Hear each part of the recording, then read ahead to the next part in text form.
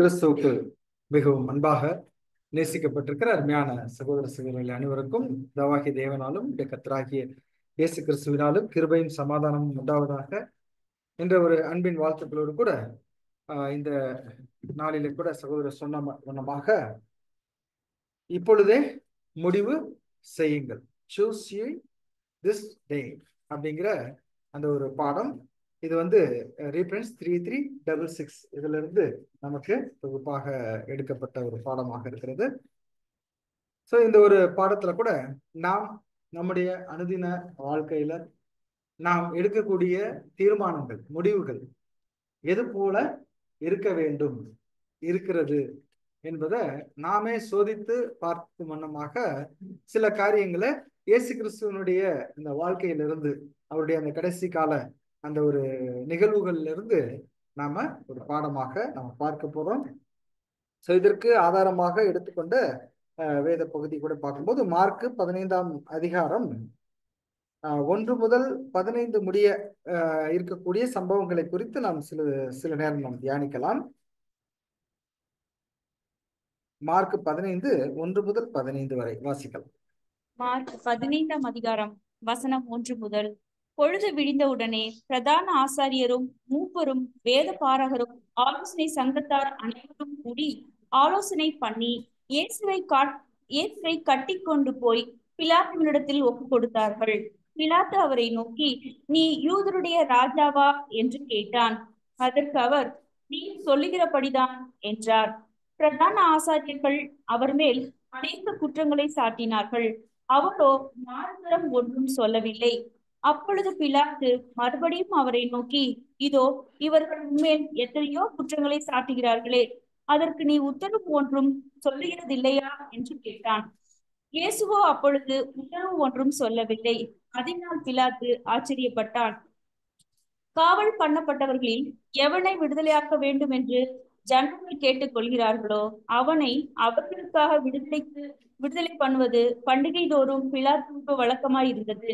கலகம் பண்ணி அந்த கலகத்தில் கொலை செய்து அதற்காக காவல் பண்ணப்பட்டவர்களில் பரபாஸ் எனப்பட்ட ஒருவன் இருந்தான். ஜனங்கள் வழக்கத்தின்படியே தங்களுக்கு ஒருவனை விடுதலையாக்க வேண்டும் என்று சத்தமிட்டு கேட்டுக்கொள்ள தொடங்கினார்கள். பொறாமையினாலே பிரதான ஆசாரியர்கள் அவரை ஒப்பு கொடுத்தார்கள் என்று பிலாத்து அறிந்து அவர்களை நோக்கி, நான் யூதருடைய ராஜாவை உங்களுக்கு விடுதலையாக்க வேண்டும் என்று இருக்கிறீர்களா என்று கேட்டான். பரபாசை தங்களுக்கு விடுதலையாக்க வேண்டும் என்று ஜனங்கள் கேட்டுக்கொள்ளும்படி பிரதான ஆசாரியர்கள் அவர்களை ஏவி விட்டார்கள். பிலாத்து மறுபடியும் அவர்களை நோக்கி, அப்படியானால் யூதருடைய ராஜாவென்றும் நீங்கள் சொல்லுகிறவனை நான் என்ன செய்ய வேண்டும் என்று கேட்டான். அவனை சிலுவையில் அறையும் என்று மறுபடியும் சத்தமிட்டு சொன்னார்கள். அதற்கு பிலாத்து, ஏன் என்ன பொல்லாப்பு செய்தான் என்றான். அவர்களோ, அவனை சிலுவையில் அறையும் என்றும் பின்னும் அதிகமாய் கூக்குரலிட்டு சொன்னார்கள். அப்பொழுது பிலாத்து ஜனங்களை பிரியப்படுத்த மனதுள்ளவனாய் பரபாசை அவர்களுக்கு விடுதலையாக்கி இயேசுவையோ வாரினால் அடிப்பித்து சிலுவையில் அறையும்படிக்கு ஒப்பு கொடுத்தான். அன்பான சகோதர சகோதரிகளே, இப்பொழுது இந்த ஒரு படித்த சம்பவங்களை குறித்து நாம் பார்க்கும்போது நாம் எல்லாம் தெரிந்த காரியங்கள் தான். இது ஒரு முறையும் நமக்கு இது எப்போதுமே நம்ம வருஷம் படிக்கிறது மாத்திரம் இல்லை, இடையில நடக்கக்கூடிய பாடங்கள்ல கூட நம்ம படிக்கிற சில காரியங்கள் தான். ஸோ இதுல நான் முக்கியமான சில காரியங்கள் நாம் பார்க்கும்போது, முதல்ல இங்க எப்படியாக இந்த சம்பவங்கள் நடந்தது இல்லைங்களா, இதுல யார் யார் இன்வால்வ் ஆகுறா பாக்குறப்போ அப்போஸ்தலர்கள் இல்லைங்களா, பேதுரு இவங்களாம் வராங்க, யூதாஸ் ஆரம்பிச்சு வைக்கிறாரு, அதுக்கப்புறம் இயேசு கிறிஸ்து அங்க இருக்கிறாரு, அப்புறம் பிலாத்து, ஏரோது இல்லைங்களா, அப்புறம் யாரு பிரதான ஆசாரியன் அங்க இருக்காங்க, யூத ஜனங்கள் அந்த வேதபாரர்கள் எல்லாருமே இந்த ஒரு சிச்சுவேஷனுக்குள்ள அங்க இருக்கிறாங்க. சரிங்களா? ஸோ இங்க பாருங்க, இந்த ஒரு சம்பவம் எப்படி ஆரம்பிக்குதுன்னு பாக்குறப்ப ஒரு யூதாசனுடைய ஒரு முடிவுல இருந்து ஆரம்பிக்கும் இல்லைங்களா. யூதாஸ் எடுத்த ஒரு தீர்மானம், முடிவுனா எண்டு கிடையாது, தீர்மானம். அவர் எடுத்த அந்த ஒரு தீர்மானத்திலிருந்து ஆரம்பிக்குது. யூதாஸ் என்ன பண்ணிட்டாருன்னா, தான் செய்ய வேண்டிய அனைத்து காரியங்களையும் வெல் பிளான்டு இல்லைங்களா, ரொம்ப அருமையாக அங்க பிளான் பண்ணிட்டார். யூதாசனுடைய அந்த சம்பவங்கள் அப்படிதான் குறிக்குது இல்லைங்களா. ஸோ எப்படி இது நடந்துச்சு அப்படின்னா, இவர் கெத்செமனேக்குள்ள போறார் இல்லையா, இயேசு கிறிஸ்து அந்த அப்பம் பிற்குதல், திராட்சரசம் பருகுதல், அந்த புதிய உடன்படிக்கான அந்த இது கொடுத்து முடிச்சதுக்கு அப்புறம் அவர் எல்லாம் முடிச்சுட்டு பாட்டு பாடிக்கிட்டே என்ன பண்றாங்க, கெத்செமனேக்குள்ள அங்க போறாங்க. போகும்போது அங்க தனிமையில அவரை பிடிக்கணும் அப்படிங்கிற ஒரு பிளானை என்ன பண்ணிட்டாருங்க, அண்ணா, காய்ஃபா இவங்களோட எல்லாம் சேர்ந்து முன்கூட்டியே என்ன பண்ணிட்டாரு, அவர் அங்க பக்காவா பிளான் பண்ணிட்டாரு. ஏன்னா இவ்வளவு பெரிய ஒரு மனுஷனை பிடிக்கும்போது அவருடைய ஃபாலோவர்ஸ்ன்னு நிறைய பேர் இருந்தாங்க. இயேசு கிறிஸ்துவோட ஃபாலோவர்ஸ் என்ன பண்ணி, இந்த மனுஷன் பேசுறத கண்டு அங்க கூட்டம் அதிகமாக வந்திருக்குது, அதிக அற்புதங்கள் செஞ்சிருக்காரு, அடையாளங்கள் பண்ணியிருக்கிறாரு, அதனால அவருடைய ஃபாலோவர்ஸ்ன்னு நிறைய நடக்கும். ஸோ இதனால ஒரு விஷயம் என்ன நடக்குன்னா, ஒரு கலகம் ஏற்பட வாய்ப்பு இருக்கு எல்லாரும் மத்தியில. யாராவது ஒருத்தர் ட்ரிகர் பண்ணி விட்டா போதும் இல்லைங்களா. யாராவது ஒருத்தர் நம்ம பாக்குறோம் இல்லைங்களா, பப்ளிக்ல சில பிரச்சனைகள் வரும்போது யாராவது ஒருத்தர் எங்க வந்து ஒரு கோஷம் எழுப்பிட்டா அது அப்படியே தீ மாதிரி பாரு ஒரு பெரிய கலவரம் ஆயிடும். அதெல்லாம் ஆகக்கூடாது அப்படிங்கிறதுக்காக இப்ப கூட என்ன பண்ணுவாங்க, இந்த போலீஸ் இவங்க எல்லாம் போய் யாராவது அரெஸ்ட் பண்ணுவாங்கன்னா கலகம் பண்றப்ப விட்டுருவாங்க.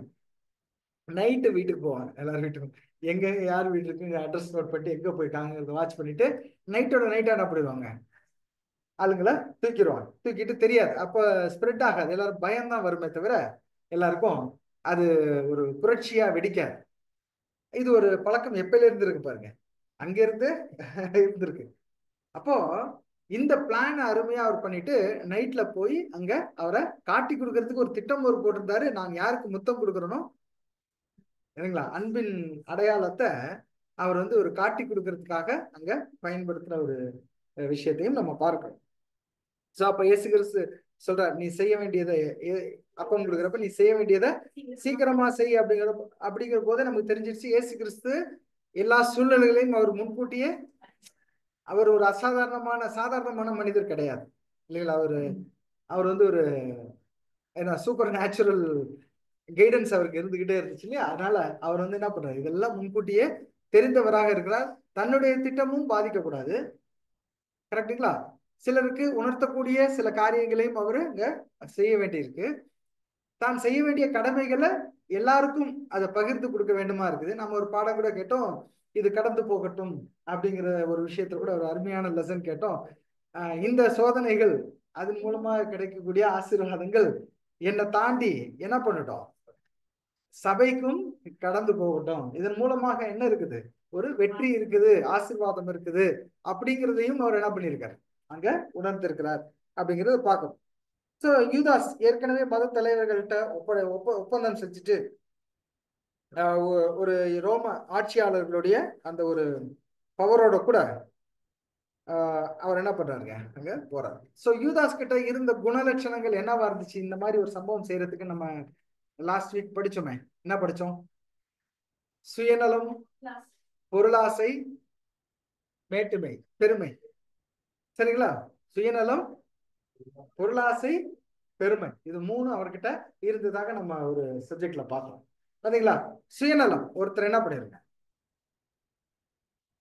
சுயநலம் என்ன பண்ணிடும், தவறு செய்வதற்கான ஒரு சாதகமான ஒரு ஃபேவரபிள் சிச்சுவேஷன் வந்துருச்சு அப்படின்னா நாம கூட என்ன பண்ணிடுவோம், இதே மாதிரி யூதாஸ் மாதிரி ஆயிடுவோம் இல்லைங்களா. ஒரு தவறு செய்வதற்கான சாதகமான சூழல் இல்லாத போது பிரச்சனை இல்லை, சரிங்களா. சாதகமான சூழல் நம்ம போயிடக்கூடாதுன்னு சொல்லுவாங்க இல்லைங்களா. அதுக்குதான் நம்ம என்ன பண்றோம், அந்த காலத்துல சொல்லுவாங்க கோயிலை சுத்தி குடியிருக்கணும் அப்படிம்பாங்க.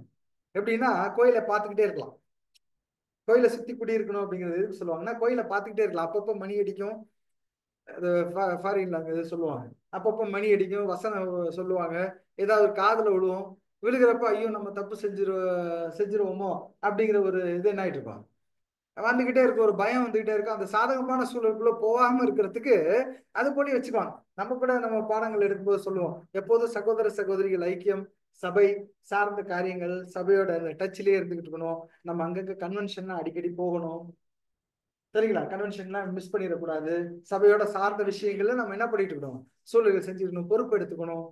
அப்போ சாதகமான தவறு செய்வதற்கு சாதகமான சூழல்களை நம்ம என்ன பண்ணிக்கிறோம், நம்ம கமிட்மெண்ட், நம்முடைய கமிட்மெண்ட் வந்து சபை சார்ந்த சத்தியம் சார்ந்த ஒரு கமிட்மெண்டோட வச்சுக்கிட்டா நாம என்ன பண்ண மாட்டோம், இது மாதிரி கெட்டு போறதுக்கு வாய்ப்பு இருக்காது. தனிமை அப்படிங்கிற ஒரு விஷயம் கொடுத்துட்டோம் அப்படின்னா கண்டிப்பாக யார் வந்துருவா?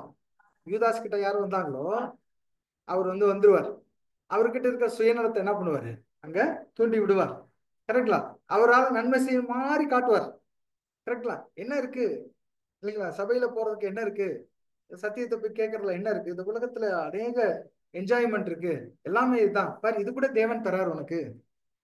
சரிங்களா? சில ஆசீர்வாதமான காரியங்கள் நம்ம ஏதோ ஒரு பெருசா வாங்கிட்டோம்னு வச்சுக்கோங்க, உலக பிரகாரமான ஆசீர்வாதத்துல நம்ம வாங்கிட்டோம் அப்படின்னா நம்மள நாமே கன்வின்ஸ் பண்ணிக்கிறதுக்கு நம்ம என்ன வார்த்தைகள் சொல்லிப்போம்? தேவன் கொடுத்தார். பாத்தீங்களா? ஆனா எந்த தேவன் கொடுத்தார்?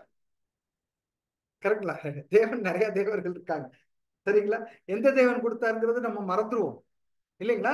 சோ அப்ப தேவன் கொடுத்தாரு நாமளே நம்ம கன்வின்ஸ் ஆகிட்டு அந்த தவறான சூழ்நிலைகள்ல இன்னும் அதிகமாக போய் தேவன் கொடுத்துக்கிட்டே இருக்கிறார் அப்படின்ட்டு அதை நோக்கியே போற மாதிரி ஆயிடும். இது சுயநலம். சரிங்களா? அடுத்தது, இது சுயநலத்துக்குள்ள ஒரு பொருளாசை அப்படிங்கிற ஒரு விஷயம் ரொம்ப டேஞ்சர். பண ஆசை எல்லா தீமைக்கும் வேர், ரூட் இல்லைங்களா? ரூட்டா இருக்குது அப்படிங்கிற ஒரு காரியத்தை இந்த யூதாஸ் கிட்ட பார்க்கிறோம் இல்லைங்களா? பண ஆசை யார்கிட்ட அதிகமா இருக்குதுன்னு பார்க்கும்போது பணம் இல்லாதவர்கிட்ட தான் அதிகமா இருக்கு. பணம் இருக்கிறவங்க எல்லாம் என்ன பண்ணிடுறாங்க? அவங்க வேற மாதிரி ஆசைக்குள்ள போயிடுவாங்க. பேரு, புகழ். ஏன்னா ஆல்ரெடி அவங்ககிட்ட என்ன இருக்கு? பணம் இருக்குது நிறைய. அதன் மூலமாக அவங்க வேற ஒண்ணு தேடுறாங்க. பேரு, புகழ் இதெல்லாம் தேடிட்டு அதன் மூலமாக அப்படியே விழுந்து போறதுக்கு அவங்க போயிடுவாங்க. ஆனா பணம் இல்லாதவர்கள் நம்ம சர்வைவலுக்கே கஷ்டமா இருக்கும். அனுதின சர்வைவலுக்கே நமக்கு காசு இல்லை. கேட்டுங்களா? கடன் வாங்கினா நம்மளால சமாளிக்க முடியாது. புரியுதுங்களா? இது போல பல பிரச்சனைகள் நமக்குள்ள, அந்த சர்வைவலுக்கே பிரச்சனை இருக்கவங்க, பணம் இல்லாதவங்க, இவங்களுக்கு ரொம்ப சீக்கிரமா என்ன ஆயிடுமா? பணத்து மேல ஆசை வந்துடும். ஏன்னா பணம் தேவை இருக்கு இல்லைங்களா? இது நியாயமான ஒரு இது அப்படின்னு சொல்லி உலக பிரகாரமாக சொல்லுவாங்க. ஆனா பைபிள் சொல்லுது பண ஆசை எல்லா தீமைக்கும் வேறா இருக்குது, ஜாக்கிரதையா இருங்க. சரிங்களா? பணத்துக்காக நம்ம ஓடும்போது நாம மாட்டிக்கிறோம் இல்லைங்களா? சோ எல்லாத்தையுமே தேவன் கிட்ட வைக்கணும். தேவன் நமக்கு சரியான வேலைகளோ சரியான காரியங்களோ கொடுத்து அதன் மூலமாக நமக்கு என்ன வரும்? ஒரு ஆசீர்வாதம் வரும். போதும் என்ற மனதுடனே கூடிய தேவ பக்தி ஆதாயம் அப்படிங்கிற ஒரு காரியத்துக்குள்ள நம்ம போவோம். ஸோ இங்க யூதாஸுக்கு பணத்தேவை எப்படி அதிகரிச்சுச்சுன்னு தெரியல இல்லைங்களா? பணத்தேவை எப்படி தேவைப்படுச்சுன்னே தெரியல. இது வரைக்கும் கரெக்டாவே போயிட்டு இருக்குது. போயிட்டு இருக்கும்போது அந்த ஒரு சூழல்ல இருக்கும்போது அவருக்கு ஒரு கட்டத்துல வருது, இதை 300 வெள்ளி காசுக்கு வித்திருக்கலாம் ஒரு ஸ்திரீ. அங்கேருந்து அவருடைய பிரச்சனையை ஆரம்பிக்கும். ஒரு ஸ்திரீ அந்த வெள்ளைக்கல் பரணி இல்லைங்களா, அலபஸ்டர், அந்த உடைச்சி பாதத்துல ஊற்றும் போது இத போய் எவ்வளவு வேல்யூ கொடுத்துட்டாரு பாருங்க அதுக்கு. அந்த ஸ்திரீ அது அவங்களுடைய சொத்து. அவங்க ஒரு வருஷத்துடைய சம்பளம்னு சொல்றாங்க. அது அவங்களுடைய சொத்தை அவங்க உடைச்சு அவங்க ஊத்துறாங்க. யாருக்காக? கர்த்தருக்காக.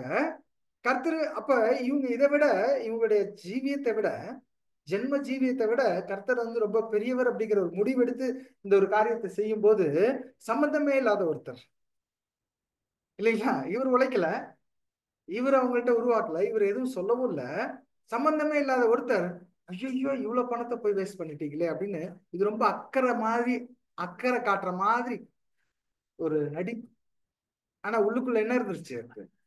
பண ஆசை இருந்துருச்சு. இது எப்படி நமக்கு தெளிவாயிடுச்சு அப்படின்னா, அவர் பணத்துக்காக வித்தது மூலமா. சரிங்களா? 300 காசு தானே, நான் 30 காசுல ஒண்ணு முடிச்சிடுறேன். சரிங்களா? 30 காசு ரொம்ப முக்கியம். 300 காசை நீ வேஸ்ட் பண்ணிருக்க. இவருக்கு வேல்யூ எவ்வளவுதான்? இயேசு கிறிஸ்துக்கு 300 காசு வேல்யூ இல்ல. யார் முடிவு பண்றா? யூதாஸ். யூதாஸ் முடிவு பண்ணிருக்காரு 300 காசு வேல்யூ இல்ல, நீ போய் வெறும் 30 காசுல இவர் கதையை முடிச்சிடலாம் அப்படின்ற மாதிரி அவர் என்ன பண்றாருங்க? ஒரு தீர்மானம் எடுத்துட்டார், ஒரு முடிவு எடுத்துட்டார். இந்த முடிவின் மூலமாக அவர் ஒரு மோசமான ஒரு சூழலுக்குள்ளாக, ஒரு மோசமான, இப்ப வரைக்கும் காலகாலத்துக்கும், இப்ப மட்டும் இல்ல என்றென்றைக்குமே இது ஹிஸ்டரி தானே. என்றென்றைக்கும் எப்போ யுகா யுகம் எப்ப இருந்தாலுமே இது போன்ற சூழல்கள் தான் இருக்கும், யதார்த்தமான சூழல்கள் தான் இருக்கும். ஆனா அந்த ஹிஸ்டரி எப்படிதான் இருக்கும்? யூதாசை குறித்து பேசிக்கிட்டே தான் இருக்கும். அதனாலதான் நீ பிறக்காம இருந்திருந்தா நல்லா இருந்திருக்கும். எவ்வளவு ஒரு கொடூரமான ஒரு வார்த்தை இல்லையா? அந்த வார்த்தையினுடைய ஒரு ஆழமான அர்த்தம் நீங்க பாத்தீங்கன்னா கண்ணீர் வந்துடும் இல்லைங்களா?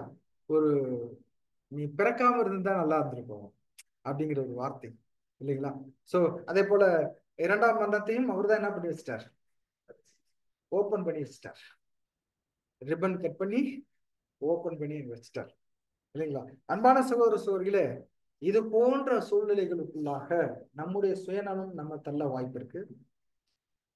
நம்முடைய பொருளாசை நம்மை தள்ளிவிட வாய்ப்பு இருக்குது.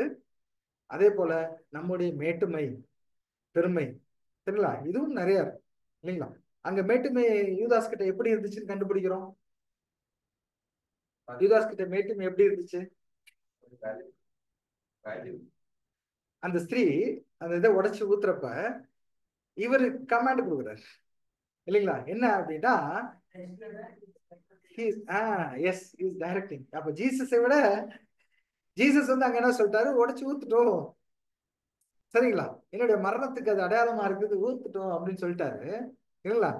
தரித்திரர் எப்பொழுதுமே இருக்கிறாங்க உங்க மத்தியில. அப்படிங்கிறப்ப தரித்திரரை இயேசு கிறிஸ்துக்கு மேல அவர் நினைச்சிட்டார். அப்படிதானே? உலகத்துல இருக்க தரித்திரங்கள் எப்பொழுதுமே உங்க கூட இருப்பாங்க அப்படிங்கிறப்ப அப்ப என்ன மாதிரி அவர் நினைச்சிட்டாருன்னா அவர் எவ்வளவு தூரம் சீப்பா இடம் போட்டிருக்காரு. எந்த கம்பாரிசன் எப்படி இருக்குது பாருங்க. இயேசு கிறிஸ்து எப்பேற்பட்டவர்? தரித்திரத்திற்கும் விடுதலை கொடுக்கறதுக்காக தரித்திரனார் அப்படின்னு பார்க்கும்போது அந்த ஒரு பெரிய மனுஷனை தரித்திரரை விட தாழ்வாக அங்க எண்ணி விட்டார்.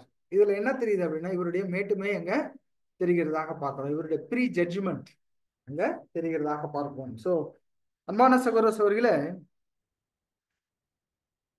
இந்த சுயநலம், தற்பெருமை, பண ஆசை, இதுக்காக இப்ப கூட நம் மத்தியில கூட இது போன்று நாம் இடம் கொடுத்தா நாம் சத்தியத்தை தூஷிக்க வேண்டிய சூழ்நிலைகள் வரும், இல்ல சகோதரத்துவத்தை தூஷிக்க வேண்டிய சூழ்நிலைகள் வரும் அப்படிங்கிறதாக அங்க நம்ம படிக்கிறோம். சோ ஒருவருக்கு ஒருவர் தீமைக்கு ஒப்பு கொடுக்கக்கூடிய ஒரு சூழ்நிலைக்குள்ளாக நாம் தள்ளப்படுவோம், சரிங்களா? மன உளைச்சலுக்குள்ளாக ஒருவரை தள்ளுவதற்கு நாம் ஒப்பு கொடுக்கப்படுவோம். பொல்லாத திட்டங்கள் நம்ம தீட்ட வேண்டியிருக்கும். அதுல இருந்து மீண்டு வரணும்னு சொல்லிட்டு நம்முடைய மேட்டுமை, அங்கேயும் மேட்டுமையும் சுயநலத்தையும் இதையும் நம்ம பாதுகாக்கிறதுக்காக நாம் என்ன பண்ண வேண்டியிருக்கோம்? பொல்லாத திட்டங்கள் யூதாஸ் தீட்டினார் பார்த்தீங்களா? யூதாஸ் தீட்டது போல பொல்லாத திட்டங்களை தீட்ட வேண்டிய சூழ்நிலைகள் வரும் இல்லைங்களா? யோசிச்சு பாருங்க, யூதாஸ் வரும்போது நல்லவராதான் இருந்தார். அவரு ஞானஸ்தானம் எடுத்து இயேசு கிறிஸ்துவோட கூட சீஷராக ஆகும்போது இது போன்ற எண்ணங்கள்ல இருந்திருப்பாரா? இருக்கிறது இல்ல. எல்லாருமே எதை நோக்கி தான் வராங்க? மேலான ஒரு ஆசீர்வாதம் இருக்குது அப்படிங்கிறத விசுவாசித்து தான் நாம என்ன பண்றோம்? வரோம். சோ இதே சூழல் தான் நாம் கூட என்டர் ஆகும்போது ரொம்ப ஜீல்ல இருப்போம், எதையுமே இழக்கிறதுக்கு துணிஞ்சிருப்போம், இதுக்காக எது வேணாலும் செய்யலாம் அப்படிங்கிற ஒரு சூழ்நிலைக்குள்ளாக நாம் அங்க கடந்து போவோம்.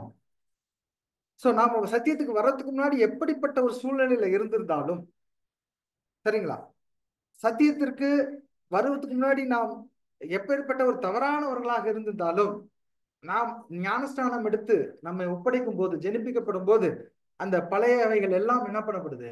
கழுவப்பட்டு நீக்கப்பட்டு ஆதாமுக்குள்ளாக மரித்து, இல்லைங்களா, நல்ல சிந்தனையில தான் வரும்.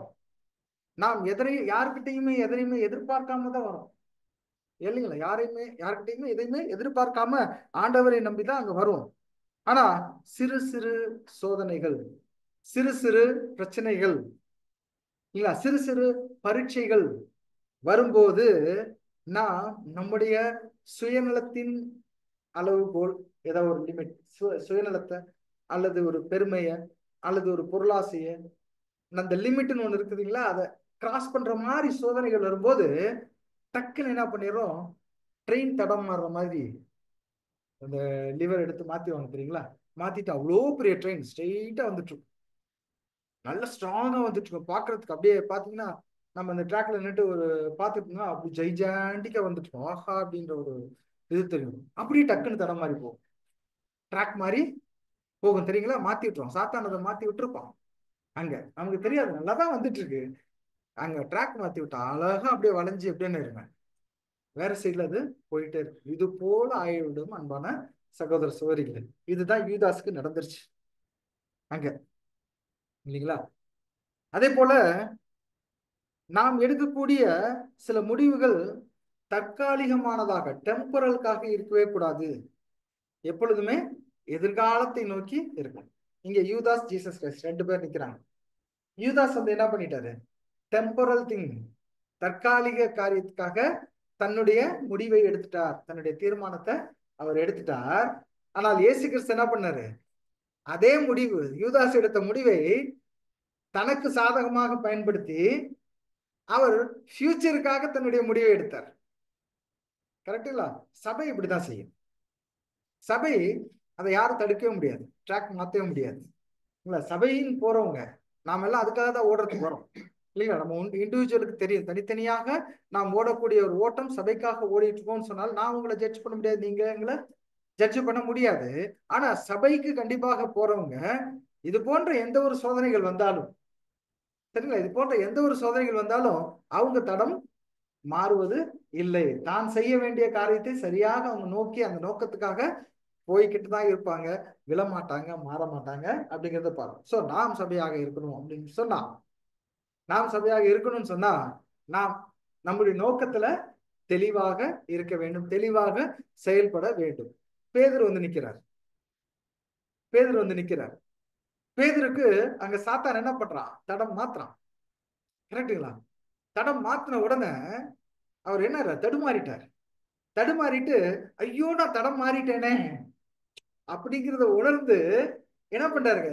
திரும்பவும் தேவனுடைய கிருபையினால, பேதுரு இல்லாட்டி இது அவருடைய கிருபை இல்லைன்னா அவரும் வந்திருக்க முடியாது. நான் உனக்காக ஜெபித்துக் கொள்ளுகிறேன் அப்படிங்கிற ஒரு ஜெபம் பவர், இயேசு கிறிஸ்துனுடைய ஜெபத்தின் பவர் எப்படி இருக்கும்? எப்படி இருக்கும்? இல்லைங்களா? நாம ஜெபம் பண்ண, ஒருத்தருக்கு ஒருத்தர் ஜெபம் பண்ணாலே அவருடைய வல்லமையே ஜாஸ்தி அப்படின்னு சொல்லி நம்ம பாக்குறோம், இல்லைங்களா? ஒருவருக்காக ஒருவர் ஜெபம் பண்ணி கொள்ளுங்கள் அப்படிங்கிற அட்வைஸ் நமக்கு கிடைக்குது. அப்ப இயேசு கிறிஸ்துவனுடைய ஜெபம் எப்படி இருந்திருக்கும்? அப்படியே அவர் தாங்கி, சரிங்களா, அவ்வளோ பெரிய ட்ரெயின் தடமாறி போறத இல்ல இல்ல நீ தப்பா போயிட்டு இருக்க அப்படின்னு சொல்லி இங்க ஜீசஸ் என்ன பண்ணாரு? தன்னுடைய பிரேயர்னால அந்த ட்ராக் எங்கிட்ட மாத்தி திரும்பவும் சரியான வழிக்கே கொண்டு வந்துட்டார், இல்லைங்களா? அப்ப உணர்ந்தார் பேதுரு, ஒருவேளை யூதாஸ், சரிங்களா, எல்லாமே பிளான் பண்ணி எல்லாம் முடிச்சிட்டாரு. இயேசு கிறிஸ்துனுடைய பலி கூட முடிஞ்சிருச்சு, இல்லைங்களா? இவர் திரும்பவும் ட்ராக்குக்கு வர்றதுக்கு வாய்ப்பு இருந்துச்சா இல்லையா? தேவன் மன்னிக்கிறவரா இருக்கிறார், இல்லைங்களா? உண்மையான மனதோட அவர் வந்து ஒருத்தர் வந்து செய்யும் போது அவர் வந்து மனம் மாறுகிறவராக இருக்கிறார். இயேசு கிறிஸ்துவும் அங்க இயேசு கிறிஸ்துவனுடைய அந்த சாபத்தை கூட அவர் என்ன பண்ணிக்கலாம்? நீ பிறவாது இருந்தால் நலமா இருக்குங்கிற ஒரு ஜட்ஜ்மெண்ட்டை கூட பிதாவாகிய தேவன் என்ன பண்ணிக்குவாரு? அட்ஜஸ்ட் பண்ணிப்பாரு, இல்லைங்களா? நிறைய பேருக்கு அப்படித்தான் பண்ணிக்க. இஸ்ரேல் ஜனங்கள் சம்பவங்கள்ல பாக்குறோம், இல்லைங்களா? நீ வந்து உன்னை இதோட செத்துருவ அப்படின்னு சொல்லி எசேக்கியேல் சொல்லும்போது இன்னும் மாத்திக்கிட்டு கூட்டிக்கிறது, வருஷங்களை கூட்டிக்கிற எசேக்கியா காரியங்களை பாக்குறோம். இது மாதிரி நிறைய சம்பவங்கள் நம்ம வேதத்துல பார்த்திருக்கோம், இல்லைங்களா? சோ தாவீதோட காரியத்தை நம்ம பார்க்கிறோம். தேவன் வந்து மன்னிக்கிறதுக்கு உண்மையான மனதோட உண்மையாகவே அவர் செஞ்சிருந்தா இயேசு கிறிஸ்துவும் அங்க பரிந்து பேசியிருப்பார். சோ இதெல்லாமே அங்க யூதாசனுடைய ஒரு முடிவுல சரியாகவே நடக்கவே இல்லை அப்படின்னு சொல்லி பாருங்க. சோ நம்முடைய ஆண்டவராய் இயேசு கிறிஸ்து அவர் திட்டங்கள் எல்லாமே தன் குறிக்கோள் மாறாம, தடம் மாறாம என்ன பண்ணிட்டு இருந்தாருன்னா, ஆரம்பம் முதல் முடிவு வரைக்கும் அவர் இந்த உலகத்திற்கு வந்ததற்கான நோக்கத்துல எல்லளவும் தடம் மாறாம இருந்தார். ஆனால் அவர் கூட இருந்த யூதாஸ் நல்ல நண்பர், அவர் என்ன பண்ணிட்டாருங்க? தடம் மாறிட்டார் அப்படின்னு பார்க்கணும். சோ இங்க பார்க்கும்போது இயேசு கிறிஸ்துக்கு ஒரு மிகப்பெரிய சோதனைகள் அவருக்கு முன்பாக இருந்துச்சு. என்ன அப்படின்னா, இந்த யூதாஸ் காட்டி கொடுத்த பிற்பாடு என்ன நடக்கும் அப்படின்னா, இவர் தேவதூஷணம் சொல்லிட்டாருங்கிற குற்றச்சாட்டு இவர் மேல வரும். அது மட்டும் இல்லாம மரத்தில் கொல்லப்படுகிறவன் சபிக்கப்பட்டவன் அப்படிங்கிற அந்த ஒரு தண்டனை இவர் மேல வரும். அப்ப இவ்வளவு நாள் நல்ல விஷயங்களே சொல்லி சொல்லி கொடுத்துக்கிட்டு இவருடைய தேவகுமாரன் என்று நம்பிக்கொண்டிருந்த ஜனங்கள் மத்தியில ஒரு டவுட் வந்துடும், இல்லைங்களா? சோ எப்பேற்பட்ட ஒரு இழப்பு, இவ்வளவு நாள் செஞ்ச வேலை வீணாயிடும் அப்படிங்கிற ஒரு இழப்பு, இல்லைங்களா? நாமளே போய் எங்கேயாவது அறுவடை பண்ணிட்டு ஒரு நல்ல ஒரு கூட்டம் வந்து கரெக்டுங்களா? நல்ல சப்ஜெக்ட்லாம் கேட்டுட்டு அவங்க கொஞ்சம் கொஞ்சமா நம்மளை விட்டு இல்ல வரல அப்படிங்கிற ஒரு சூழல் போகும்போது நம்ம மனதுக்குள்ள எப்படி இருக்குதுங்க? எவ்வளவு ஒரு வலியும் வேதனையும் இருக்குது இல்லைங்களா? அது சுய பெருமையினாலோ இதனாலும் இருக்கிற வழியை பத்தி சொல்லல. ஆனா சத்தியத்தை விட்டு அவங்க என்ன பண்ணிடுறாங்க, வெளியே போறாங்களேங்கிற ஒரு வருத்தம் கூட என்ன பண்ணுவோம், இருக்குமா இல்லையா? அப்ப ஆண்டவர் இயேசு கிறிஸ்துவுக்கு இவ்வளவு விஷயங்கள் செஞ்சு இவ்வளவு பேரை கூட்டிட்டு வந்து இவ்வளவு இதா இருக்கும்போது எல்லாரும் தேவதூஷணம் சொன்னார் அப்படிங்கிற ஒரு வார்த்தை நிமித்தமா இடரல் அடைவாங்களே அப்படிங்கிற ஒரு வருத்த மனவலி எப்படி இருந்திருக்கும் இல்லைங்களா? சோ இத அங்க தாங்கிக்கிட்டாரு அப்படின்னு பார்க்கணும். சோ பாவியாக கருதப்படுவது அப்படிங்கிறது ஒரு மிக கொடூரமான விஷயம், பாவம் செய்யாத போது. இப்ப பார்க்கணும், அபூர்ண மனிதர்கள் நிறைய பேர் இருக்காங்க இந்த உலகத்துல. அவங்களாம் பாத்தீங்கன்னா இந்த அரசாங்கம் செய்கிற தவறுகளை எதிர்த்து என்ன பண்றாங்க, போராடுறாங்க. போராடி சம்டைம்ஸ் கைது செய்யப்பட்டு தூக்கு மேடை இந்த மாதிரிலாம், அந்த வீரபாண்டிய கட்டபொம்மன் இந்த பழைய கதையெல்லாம் படிச்சிருக்கோம் இல்லைங்களா? தூக்கு மேடைக்கு போறது அவங்களுக்கு இன்ப மெத்தை அப்படின்னு வசனம் பேசிட்டு தங்களை ஒரு ஹீரோ மாதிரி காட்டிக்க தான் விரும்புவாங்க. சாகுற போது கூட கரெக்டா, சாகும் போது கூட தங்களை ஹீரோ மாதிரி காட்டிட்டு எல்லாரும் புகழட்டும் அப்படிங்கிற மாதிரி சில பாவனைகள் பண்ணிட்டு போயிடுவாங்க. ஆனா உண்மையிலேயே உண்மையான ஒரு பூரண மனுஷனாக உண்மையான நோக்கத்தோட செயல்பட்டவங்களுக்கு இது போன்ற அநியாயங்கள் நடக்க போகுது. இது போன்ற அநியாயங்கள் நடக்கும்போது எவ்வளவு வலி வேதனை இருக்கும். ஒரு நேர்மையான மனப்பாங்கை கொண்டவங்க, அவங்களுடைய ஒரு கனம் பொருந்தியவர்களாக இருந்தவங்க, ஒரு தூய்மையான நோக்கத்தோட சென்றவங்களுக்கு இது மாதிரியான தவறான அனுபவங்கள் வந்து அவங்களால உண்மையிலேயே என்ன பண்ணிக்க முடியறது இல்ல, தாங்கிக்க முடியாது. கரெக்டுங்களா? மற்றவங்க ஹீரோயிசம்காகவும் ஒரு இதுக்காகவும் இந்த டெரரிஸ்ட்லாம் என்ன பண்றாங்கன்னு பாத்தீங்கன்னா ஒரு ஹீரோயிசம் காட்டுறதுக்காக அப்படியே போயிடுவாங்க, மறிக்கிறதுக்கு கூட துணிஞ்சிருவாங்க. கரெக்டா? அந்த மரணத்தினால ஒரு பிரயோஜனமும் இல்லை. ஆனா இவருடைய மரணம் ரொம்ப முக்கியமான காரியம்.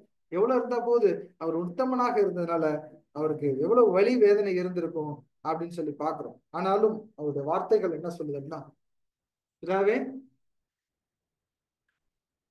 என் சித்தத்தின்படி அல்ல. கரெக்டுங்களா?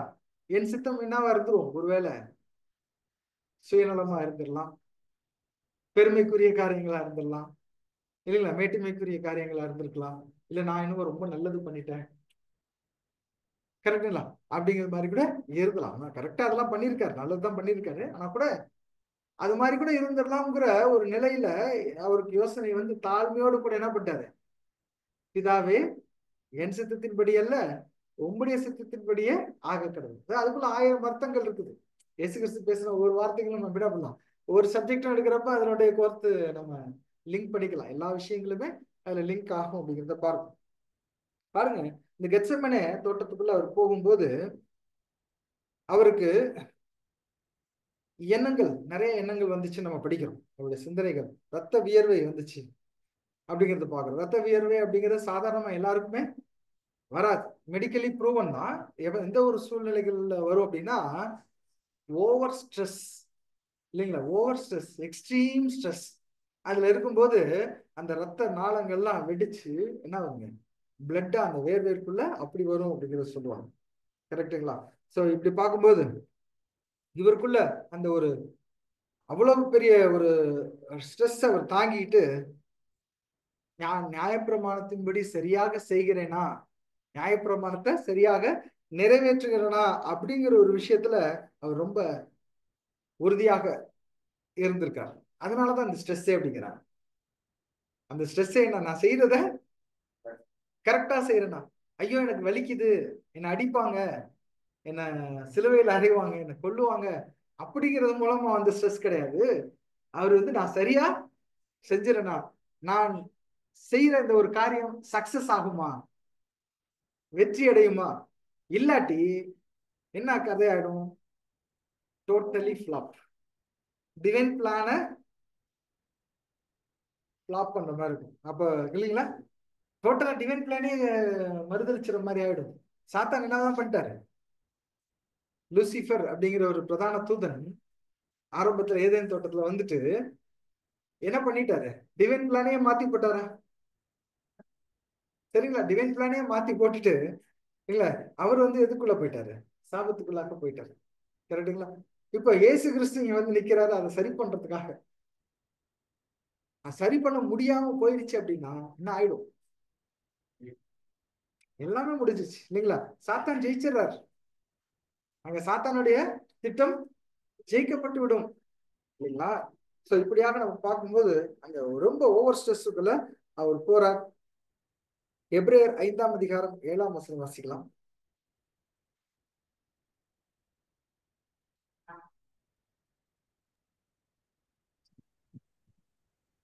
எபிரேயர் 5ஆம் அதிகாரம் வசனம் 7. அவர் மாம்சத்திலிருந்த நாட்களில் தம்மை மரணத்தினின்று ரட்சிக்க வல்லமையுள்ளவரை நோக்கி பலத்த சத்தத்தோடும் கண்ணீரோடும் விண்ணப்பம் பண்ணி வேண்டுதல் செய்து தமக்கு உண்டான பய பக்தி நிமித்தம் கேட்கப்பட்டு. பாருங்க, பலத்த சத்தத்தோடும் கண்ணீரோடும் விண்ணப்பம் பண்ணி. அப்ப என்ன பண்ணிருக்காருங்க? அந்த ஸ்ட்ரெஸ் தாங்க முடியாம கதறி அழுதுருக்கிறார். சரிங்களா? அந்த சத்தம் கூட என்ன இருந்திருக்கு வெளியில? அவருடைய சத்தம் கண்டிப்பாக பெருசா தான் இருந்திருக்கும்.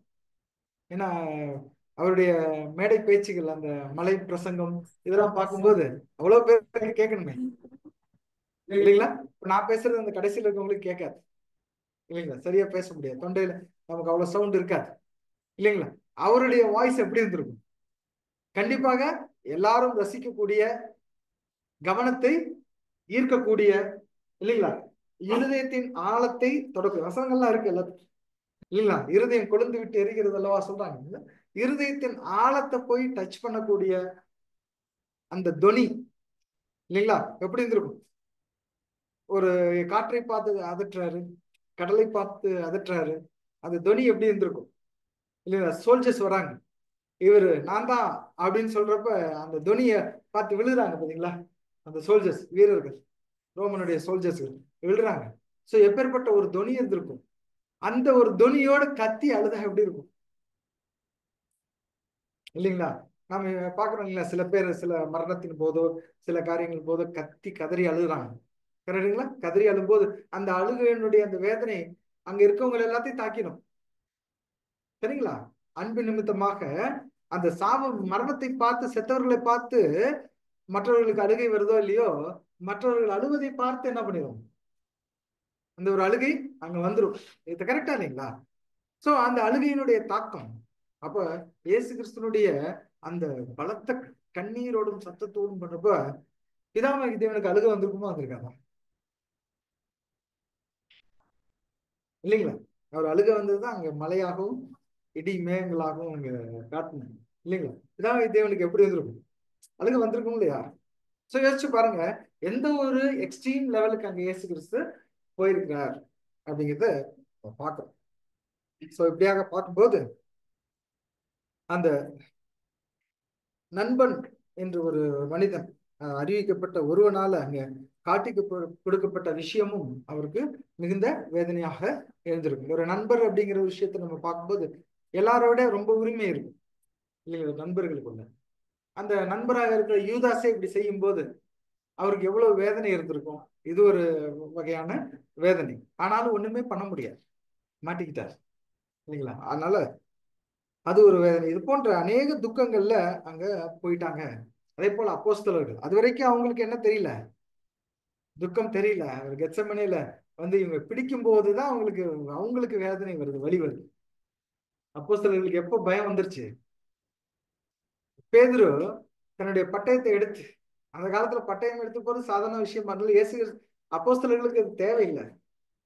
அப்போஸ்தலர்கள் எடுத்து போக வேண்டிய அவசியம் இல்லை இல்லைங்களா? பட்டயத்தினால நம்ம கூட அது அட்வைஸ் கொடுக்குறாரு. என்ன அப்படின்னா, நீங்க எங்கேயும் போகும்போது உங்க பட்டயத்தெல்லாம் எடுத்துக்கிட்டு எங்களை காப்பாத்திக்கலாம் போகாதீங்க. தேவனுடைய வசனம், வார்த்தை, தேவன், இவரை நம்பிட்டு போங்க. உங்களை ஒப்பு கொடுப்பாருங்க, மரணத்துக்கு கூட ஒப்பு கொடுப்பாங்க.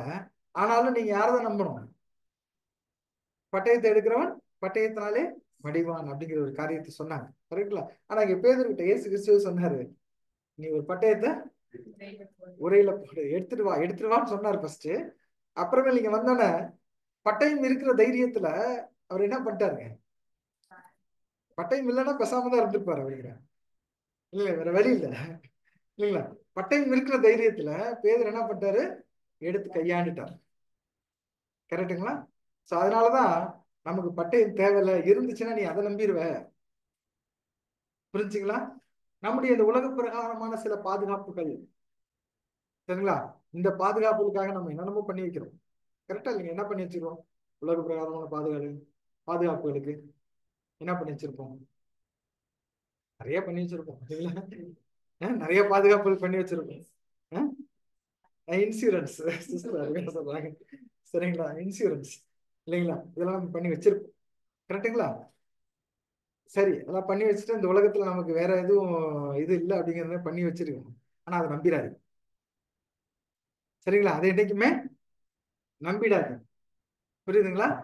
அது உங்களை முழுமையாக உதவாது, சரிங்களா? அவன் இன்சூரன்ஸ்காரனே அதான் சொல்றான், பாலிசி மேக்கரே என்னதான் சொல்றான், இது உங்களுக்கு ஒரு சப்போர்ட் தான். கரெக்டுங்களா? ஒரு சப்போர்ட் இல்ல. 1,00,000 ரூபாய் செலவு ஆகுதுன்னா அவன் என்ன தருவான்? ஒரு 50,000 தருவானா? கரெக்டுங்களா? மீதி எல்லாம் என்னதான் பண்ணும்?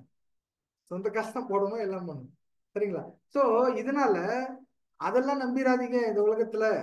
கரெக்ட்ல, நீங்க போடுறது போட்டு வச்சுட்டீங்க, கம்பெனிலேயே இயற்கையாவா போட்டுறாங்க, இதெல்லாம் அடுத்த விஷயம் இருந்தாலும் அது உங்களை என்னைக்குமே அந்த பட்டயம் இருக்குன்னு என்ன படாதீங்க, அதை எடுத்து கையாளாதீங்க. அது உங்களுக்கு ஆபத்துல தான் முடியும். புரிஞ்சுங்களா? சோ எது இருந்தாலுமே நம்மகிட்ட பட்டயம் இருந்தாலும் சரி, எது இருந்தாலும் சரி, நீங்க உங்களை நீங்க தேவனுக்கு முன்பாக வைங்க, தேவனை நம்புங்க, எல்லா காரியத்திலையும் அவரை பார்த்து. இப்ப இயேசு கிறிஸ்து நான் தான் அப்படின்னு சொல்லப்ப அத்தனை பேர் விழுந்தாங்களே, இவருடைய பட்டயத்தினால விழுந்தாங்களா?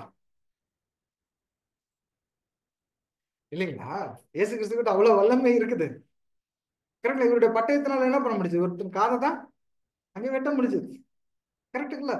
சோ இப்போ அதுல கூட என்ன பண்ணிட்டாரு, ஒருத்தர் பட்டயத்தினால நீங்க ஏதாவது அப்படி யூஸ் பண்ணீங்கன்னா டேமேஜ் ஆயிடுச்சு. டேமேஜ் ஆயிடுச்சுன்னா அவங்களையும் யாரதான் சரி பண்ண போறாரு? யாரதான் சரி பண்ண போறாரு? காதை யாரதான் சரி பண்ணாங்க? இயேசு கிறிஸ்து தான் சரி பண்ணாங்க. ஒட்டுமொத்த உலகத்துக்கும் நான் ரட்சகர் அப்படிங்கிற ஒரு விஷயத்தையும் அங்க காட்டுறாரு. சரிங்களா? எப்படி எதுவும் காது எப்படி அடையாளப்படுத்துங்க கேட்கறது இல்ல, சத்தியத்தினாலே அவர்களை விடுதலை ஆக்குவார் அப்படிங்கிற ஒரு சத்தியத்தையும் அதுக்குள்ள நம்ம பார்க்கணும். சோ இங்க பாருங்க, நம்முடைய கர்த்தர் இயேசு கிறிஸ்து இந்த சோல்ஜர்ஸ்னால, இந்த வீரர்களால கட்டப்பட்டு எடுத்துட்டு எங்க கொண்டு போறாங்க? அண்ணா காய்ஃபா இல்லைங்களா, அவங்ககிட்ட கொண்டு போறாங்க. இரவு நேரம் இல்லைங்களா, சுமார் கிட்டத்தட்ட 1 மணி நேரம் 2 மணி நேரம் அவங்க எல்லாம் அந்த இரவு நேரத்துல கூடி ஒரு தீர்மானம் எடுக்கிறாங்க, ஒரு முடிவு எடுக்கிறாங்க. என்ன முடிவு எடுத்தாங்க? இவரை எப்படியாவது கொன்னுடணும். சரிங்களா? இவங்க விசாரிக்கணும்னு முடிவு பண்ணல, சரிங்களா? விசாரிச்சு நியாயத்தை கண்டுபிடிக்கணும்னு முடிவு பண்ணல. என்ன முடிவு பண்ணிட்டாங்க? கொல்லணும்னு முடிவு பண்ணிட்டு தீர்மானம் பண்ணிட்டாங்க.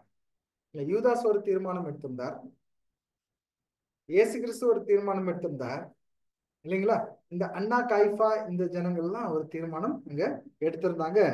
இது தவறான ஒரு தீர்மானம் அப்படிங்கறத எப்படி பாக்குறோம்னா, நியாயப்பிரமாணத்தை பின்பற்றுகிறவர்கள் யாரு? யூதர்கள் இல்லைங்களா? அநேகமாக நமக்கே தெரியும், உலகத்திலேயே நியாயப்பிரமாணம் தான் பெஸ்ட். நம்முடைய வேதத்தில் இருக்கக்கூடிய நியாயப்பிரமாணம் தான் பெஸ்ட். அதுபடி தீர்ப்பு கொடுக்கும்போது பெஸ்டா தான் இருக்கணும் எப்போதுமே.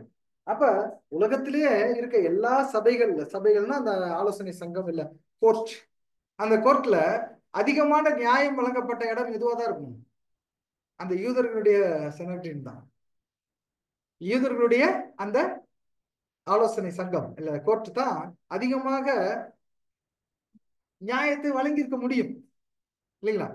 எப்பொழுதுமே நியாயமே வழங்கப்பட்டே வந்திருக்கும், ஏன்னா நீதி கரெக்டா இருக்கு. அந்த ஒரு இடத்துல இந்த நீதியை கொடுத்தவருக்கு ஒரு முதலாக அநியாயம் நடக்குது. அந்த நியாயப்பிரமாணத்தை கொடுத்தவரே ஆண்டவராக இயேசு கிறிஸ்து, அவருக்கு என்ன நடக்குதுங்க?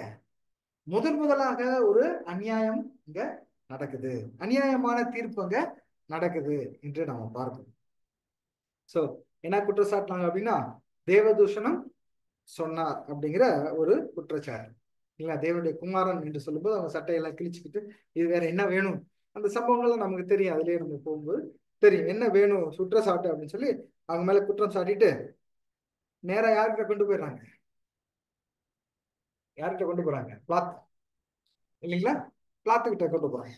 பிளாத்து கிட்ட கொண்டு போன பிளாத்து எப்பேற்பட்ட ஒரு மனுஷனா இருக்காருன்னா, அவங்களும் நியாயம்லாம் பெருசாலாம் அவங்களுக்கு தெரியாது. அவங்க என்ன பண்ணணும், உடனே அந்த லா அண்ட் ஆர்டரை ஃபாலோ பண்ணணும், அவ்வளவுதான். லா அண்ட் ஆர்டரை நிறைவேற்று ஒரு மனுஷன். அது யார்? ஆஃப்டர் ஆல் நம்முடைய ஜாதி ஜனம் கிடையாது, நம்முடைய சொந்தக்காரன் கிடையாது, என்னுடைய ரத்த சந்ததி கிடையாது. அது யூதர்களுக்குள்ள ஒரு இது, அது அவங்களே கொண்டு வந்து வைக்கிறாங்க. அப்படிங்கிற ஒரு மனுஷன் தான், இல்லைங்களா? அப்படி இருக்கும்போது இந்த பிளாத்து என்ன பண்ணிருக்கணும் அப்படின்னு பாத்தீங்கன்னா, அவர் தண்டிச்சிருக்கலாம். உடனே என்ன பண்ணிருக்கலாம்? தண்டிச்சிருக்கலாம். ஒரு அநியாயமான ஒரு மனுஷனுக்கு கூட இந்த அநியாயத்தை சகிக்க முடியவில்லை. இவங்க பண்ற அநியாயத்தை சகிக்க முடியல. இவரை காப்பாத்துறதுக்காக ட்ரை பண்றாரு. இரக்கம். உலகத்து மனுஷங்கள்ட்ட கூட என்ன ஆயிடுச்சுங்க? இரக்கம் வந்துருச்சு.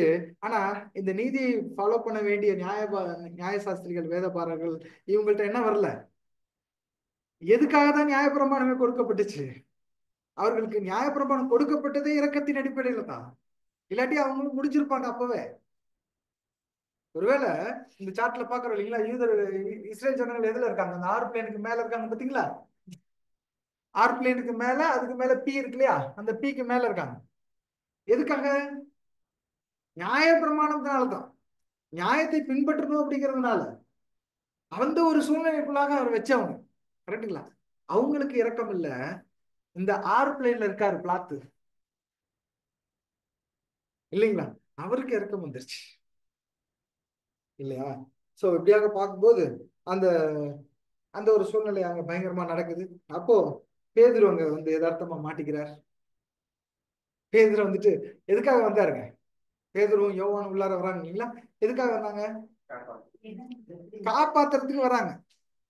எப்படியாவது ஏதாவது லூப் ஹோல் பார்த்து ஏதாவது ஒண்ணு பண்ணி என்ன பண்ணிடலாம், காப்பாத்திட்டான்னு வந்தா. இயேசு கிறிஸ்து மாட்டிக்கிட்டே இருக்கிறாரு. போய் பேதுருக்கு கோபம் வந்துருக்கு, கரெக்டுங்களா? பேதுருக்கு நான் காப்பாத்த வந்தா நீங்க வாய போய் மாட்டி சாகுற மாதிரியே நீங்க வார்த்தைகள்லாம் கொடுக்குறீங்களே, அவங்களுக்கு சாதகமாவே வார்த்தைகளை கொடுத்துட்டு இருக்கீங்களே. கோர்ட்ல போயிட்டு சரிங்களா, ஒருத்தரை காப்பாத்துறதுக்காக வக்கீல் வந்து வாதாட போறாரு, எக்ஸாம்பிள், கரெக்டுங்களா? அதனால அவர் வந்து வாதாட போற நியாயம் தான் செஞ்சிருக்காரு, அவர் கூட நியாயமா தான் இருக்காரு. வக்கீல் வந்து அவருக்காக நானே வந்து உன்னை நான் காப்பாத்துறேன் அப்படின்னு சொல்லிட்டு வந்துட்டு குற்றவாளி கோர்ட்ல நிக்கிறப்ப அந்த குற்றம் செய்யாத ஒருத்தர் நான் தான் குற்றம் செஞ்சேன்னு ஒத்துக்கிட்டா வக்கீல் என்ன பண்ண முடியும்? இல்லைங்களா? அங்க ஜட்ஜி உட்காந்துருப்பார், எல்லாம் உட்காந்துருப்பார், வக்கீல் என்ன பண்ண முடியும்? இது போல சம்பவங்கள் அங்க நடந்துட்டு இருக்கு இயேசு கிறிஸ்துவோட விஷயத்துல. ஏன்னா இவர் தீர்மானம் முடிவு பண்ணிட்டாரு, மேசியா சங்கரிக்கப்படுவாருங்கிற தீர்க்க தரிசனம் இவருடைய இந்த ஒரு சந்தர்ப்பத்தில் நிறைவேறணும். அது பாவம் பேதுருக்கு தெரியாது, யோவானுக்கும் தெரியாது, இல்லைங்களா? இப்படி இருக்கும்போது இவருக்குள்ள மனசுக்குள்ள பயங்கர சஞ்சலம் வந்துருது, எல்லாம் வந்துருது. இது மாதிரி இருக்கும்போது திடீர்னு ஒரு ஸ்திரீ வந்து நீனும் அவங்க கூட்டத்துல ஒரு ஆள் தானே அப்படின்னோட, ஐய அது யாரு? எனக்கு தெரியாது, அவர் யாரு? அவர் என்னென்ன கெட்ட வார்த்தையில பேசினாரோன்னு தெரியல, இல்லைங்களா? தூஷண வார்த்தைகளை தூஷித்தார் அப்படின்னா அது என்ன வார்த்தை தான்? மோசமான வார்த்தைகள். அவங்க லாங்குவேஜ்ல என்ன இருந்துச்சோ நமக்கு அது பதிவு ஆகல. கண்டிப்பாக என்ன சூழ்நிலைக்குள்ள போயிட்டாரு அந்த பேதுரு, அந்த பதட்டத்துல, இல்லைங்களா? தூஷித்தார். அதை முன்னாடியே இவர் சொல்லியிருந்தார், நீ வந்து என்னை மறுதலிப்பாய், 3 முறை மறுதலிப்பாய். இயேசு கிறிஸ்து அப்ப ஃபுல் சீன் அவருக்கு தெரிஞ்சிருக்குல்ல, யார் என்ன பேசுவா, எப்படி பேசுவா, இல்லைங்களா? எல்லா சீனும் அவருக்கு ஃபுல்லாவே முன்கூட்டியே அங்க தெரிஞ்சிருச்சு எல்லாமே. அப்போ சொல்லியிருந்தார். அப்ப பேதுரு எச்சரிக்கை கொடுத்திருந்தார். பேதுரு அந்த பதட்டத்துல அவர் என்ன பண்ணிட்டாருங்க, அதையெல்லாம் மறந்துட்டு, கரெக்டுங்களா, இவருடைய சுயநலம் அங்க மேல நின்னுச்சு. இவர் தானே காப்பாத்திக்கணும், என்ன காப்பாத்திக்கணும் அப்படிங்கிற ஒரு சுயநலம் தான் என்ன இருந்துச்சு அங்க மேல நின்னுச்சு. அந்த சுயநலம் அவருக்கு ஆபத்து கொண்டு வந்துச்சு, இல்லைங்களா? தூஷிக்க செஞ்சுச்சு ஆண்டவரையே அப்படின்னு பார்த்தோம். அப்போ எப்படியாக அவர் என்ன பண்றாரு, அந்த சூழலுக்குள்ள இருந்து இப்படி வெளியே வந்துட்டு அதுக்கப்புறம் வந்து மனம் வருகிறார். சேவல் கூவும் போதெல்லாம் அவருக்கு பெரிய தலைவலி, இல்ல எல்லாருக்கும் சேவல் கூவிட்டா விடிஞ்சிரும், இல்லைங்களா? இவருக்கு மட்டும் எப்படி இருந்துச்சு? சேவல் கூவும் போதெல்லாம் மனசுக்குள்ள ஒரு குத்து, அவர் மரிக்கிற வரைக்கும் இருந்திருக்கு, மரிக்கிற வரைக்கும் இருந்திருக்கு. இயேசு கிறிஸ்து நமக்கு என்ன சொல்லி கொடுத்துட்டு போனான்னா, அப்பத்தையும் திராட்சை ரசத்தையும் பாக்குற போதே என் நினப்பு வந்துடணும். எங்க நீங்க அப்பமும் திராட்சை அவங்க ஒரு சூழல் அப்ப பார்த்தாலும் நினப்பு வந்துடும் அப்படிங்கிற மாதிரி இவருக்கு கூட என்னாச்சுங்க, சேவலை பார்க்கும் போதெல்லாம் சரிங்களா? ஆனா அதை பாசிட்டிவா பயன்படுத்திக்கிட்டார். தனக்கு வந்து அந்த ஒரு சோர்வையே அப்போஸ்தலனாகிய பேதுரு படிக்கல்லாக மாத்தி என்ன பண்ணாருங்க, ஸ்டெப் ஸ்டோனா வச்சுட்டு அவர் முன்னுக்கு போயிட்டே இருந்தார் கடைசி வரைக்கும், இல்லைங்களா? இயேசு கிறிஸ்துவும் அதே தான் செஞ்சிருக்கார். அவருக்கு வந்து சோதனைகளை அவரு ஒரு ஸ்டெப் ஸ்டோனா எடுத்துக்கிட்டு முன்னுக்கு போனார் அப்படின்னு பார்த்தோம். ஸோ இங்க அதிக சம்பவங்கள் நடக்குது. பிளாத்தூன் மத்தியில நிறைய விசாரிக்கிறார். விசாரிச்சுட்டு கடைசியில கலிலேயன் அப்படிங்கிற ஒரு வார்த்தை அங்க வந்த உடனே, எப்பா எப்படியாவது இவன் என்ன பண்ணலாம், நம்ம இதுல இருந்து தப்பிக்கிறதுக்கு தான் அவர் பார்த்துட்டு இருக்காரு. இயேசு கிறிஸ்து சான்ஸே கொடுக்க மாட்டேங்கிறார். இவர் ஃபோர்ஸ்ஃபுல்லா என்ன பண்றாருன்னா, ஏரோது கிட்ட போயிடு. சரிங்களா? ஏரோதோட ஏரியா அது. சரிங்களா? அப்ப ஏரோது கிட்ட போயிட்டா ஏரோது ஒருவேளை என்ன பண்ணலாம், காப்பாத்தலாம். ஏரோது இவரை விட மேலதிகாரியாக இருக்கிறாரு, கொஞ்சம் உயர்ந்தவராக கூட அங்க இருக்கிறார். இந்த ஏரோது யோவானை கூட என்ன பண்ணியிருக்காரு, கொண்டு இருக்காரு. ஆனா சந்தோஷத்தோட கொண்டாரா? ஏரோது யோவானை சந்தோஷத்தோட கொண்டாரா? இல்ல, இல்லைங்களா? அந்த ஏரோதியாளுடைய ஒரு வஞ்சகமான ஒரு சூழ்நிலையில அதே சூழ்நிலை தான் இங்க வருது இயேசுக்கு. யூதர்களுடைய வஞ்சகமான சூழ்நிலையில பிளாத்து மாட்டிட்டு இருக்காரு, இல்ல? இப்ப ஏரோதுகிட்டே திரும்ப போகுது. ஆனா ஏரோது இந்த தடவை தப்பிச்சிட்டார். போன தடவை மாதிரி ஏரோதியால் மூலமா வந்த வஞ்சனின் மூலமா மாட்டின மாதிரி, யோவானை கொண்ட மாதிரி இப்ப இவர் என்ன பண்ணல, கொல்லல. கரெக்டுங்களா? அவர்கிட்ட போனோன்னு அங்க இவர் என்ன பண்ணியிருந்தாருன்னா, இவர் என்ன நினைச்சிட்டு இருந்தாருன்னா, பேதுரு யோவான் தான் என்ன பண்ணிட்டாரு, இயேசுவா, யோவானுடைய ஆவி இயேசு கிட்ட வந்துருச்சு, அதனால இவர் வந்து இந்த மாதிரி பிரசங்கம் எல்லாம் பண்றாரு அப்படின்னு சொல்லி அதிகாரத்தோட பேசுறாரு அப்படிங்கிற ஒரு நினைவுகள் அவர்கிட்ட இருந்துச்சு. இயேசு கிறிஸ்துவ பார்க்கணும்னு என்ன பண்ணியிருந்திருக்காரு, ஆசையாக அங்க இருந்திருக்கிறாரு. இயேசு கிறிஸ்து பண்ண அற்புதங்கள் அடையாளங்கள்லாம் இவர் கேள்விப்பட்டு இது நானும் பார்க்கணும் அப்படிங்கிற ஒரு உயர்ந்த பொசிஷன்ல இருக்கவங்களோட நியாயமான எதிர்பார்ப்பு தானே இது, இல்லைங்களா? யாராவது ஒரு இப்போ பிரசிடென்ட்டுக்கு முன்னாடி போய் வித்தையெல்லாம் செஞ்சு காட்டுங்க அப்படின்னா எல்லாருக்கும் சந்தோஷமா தானே இருக்கும். அது மாதிரி ஒரு நியாயமான எதிர்பார்ப்பு தான் பிளாத்துக்கிட்ட அங்க ஏரோது கிட்ட இருந்தது, இல்லைங்களா? ஆனா ஏரோது கிட்ட பேசினா ஏதாவது ஒரு வாயை விட்டுட்டா அவன் காப்பாத்திடுவான். கரெக்டுங்களா? என்ன பண்ணிடுவான், அவன் ஆர்டர் கொடுத்துட்டா இது கலிலேயன் கொல்லக்கூடாதுன்னு சொல்லிட்டா என்ன ஆச்சு, விடுதலை ஆயிடும். அதனால இயேசு கிறிஸ்து என்ன பண்ணலாங்க, அவனை அவமதிக்கும் விதமாக அல்லது அவன்கிட்ட எந்த ஒரு உத்தரவும் தன்னுடைய மரணத்திற்கு பாதகமாக வந்துடக்கூடாது என்பதற்காக அவர் என்ன பண்றாருங்க, சான்ஸே கொடுக்கல. அதனால இவர் என்ன பண்றாரு, அங்க போய் இது சுமட்டி எல்லாம் என்னென்னமோ கேவலப்படுத்துறாங்க, கிண்டல் எல்லாம் பண்றாங்க. கிண்டல் பண்றது அவங்களுடைய ஒரு வழக்கமாக இருந்திருக்குது. அப்படி எல்லாம் பண்ணி பார்த்திருக்காங்க, ஒண்ணும் நடக்கல. திரும்பவும் யாருக்கிட்டே வந்துருச்சுங்க, பிளாத்துக்கிட்டயே இங்க வந்துருச்சு.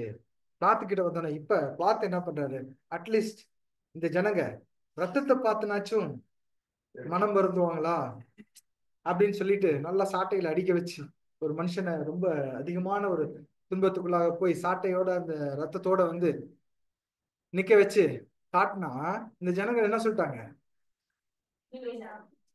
இறக்கமே வரல, இறக்கமே வரல. ஆக்சுவலி பிளாத்து மக்களாட்சியை விரும்புறாரு. கரெக்டா? டெமோக்ராட்டிக் வேல அவர் வராரு. இவர் மன்னர் தான்.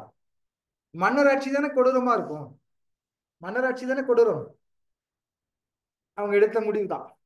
ஆனா இந்த பிளாத்து தன்னுடைய அந்த ரூல்ல விரும்பாம மக்களாட்சிக்கு கொடுக்குறாரு. டெமோக்ராட்டிக்காக டீல் பண்ணணும்னு பார்த்து ஜனங்களுக்கு முன்னாடி கொண்டு வந்து கொடுத்தா இந்த ஜனங்கள் என்ன பண்ணிட்டாங்க, இல்லைங்களா, மன்னராட்சியே பரவாயில்ல அப்படிங்கிற மாதிரி நடந்துக்கிட்டாங்க. மக்களாட்சி இப்ப அப்படித்தான் நடக்குது. டெமோக்ராட்டிக் வந்து இப்ப நம்ம சொல்றோம் இல்லைங்களா, ஐயோ பிரிட்டிஷ்காரனே இருந்திருக்கலாம் நல்லா இருந்திருக்கும் அப்படிங்கிற மாதிரி சொல்றாங்களா இல்லையா ஜனங்கள். நாம மட்டும் இல்லை, எல்லா ஜனங்களுமே பொதுவாக சொல்லக்கூடிய ஒரு காரியம் பார்க்கணும். ஏன்னா இவங்க இந்த அரசியல்வாதிகளை இவங்கள பண்ற அநியாயம் என்ன பண்ண முடியல, மக்களால தாங்க முடியல, இல்லையா? அப்ப கொடுத்தா அவங்க அதே மாதிரியே ரொம்ப மோசமானவர்களாக என்ன பண்றாங்க, இயேசு கிறிஸ்துவ கொலை செய்யுங்க. சரி, இப்ப யூதர்களையும் வேத பாரர்களையும் விட்டுலாம், சரிங்களா? இவங்க சரியில்லை அப்படின்ட்டு நேரா மக்கள்கிட்டே போயிட்டார், இல்லையா? மக்கள்கிட்டே போயிட்டு பரபாசுங்கிற ஒருத்தன் மோசமானவனை என்ன பண்றாங்க, கூட்டம். இந்த பரபாஸ் வந்து யாருக்குமே பிடிக்காது. ஏன்னா ரொம்ப கொள்ளடிச்சிருக்காரு, நிறைய பேரை கொலை பண்ணியிருக்கிறாரு, ரொம்ப யூதர்கள் மத்தியில ரொம்ப விரோதமான போக்குகளை பண்ணி முடியாம இவங்களே தான் என்ன பண்ணிருக்காங்க, அரசாங்கத்திட்ட சொல்லி அவனை அரெஸ்ட் பண்ணி வச்சிருக்காங்க. கரெக்டுங்களா?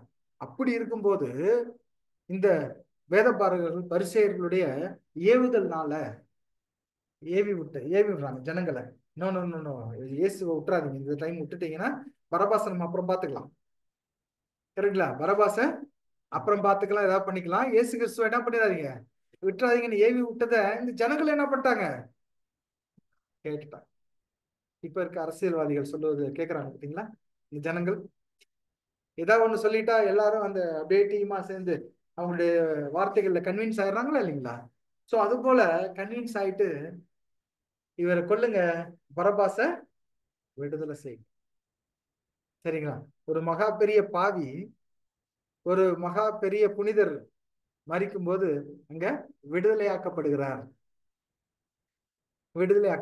இது கூட அடையாளப்படுத்துது. பரபாஸ் யாரை அடையாளப்படுத்தும்? ஆதாமை அடையாளப்படுத்தும்.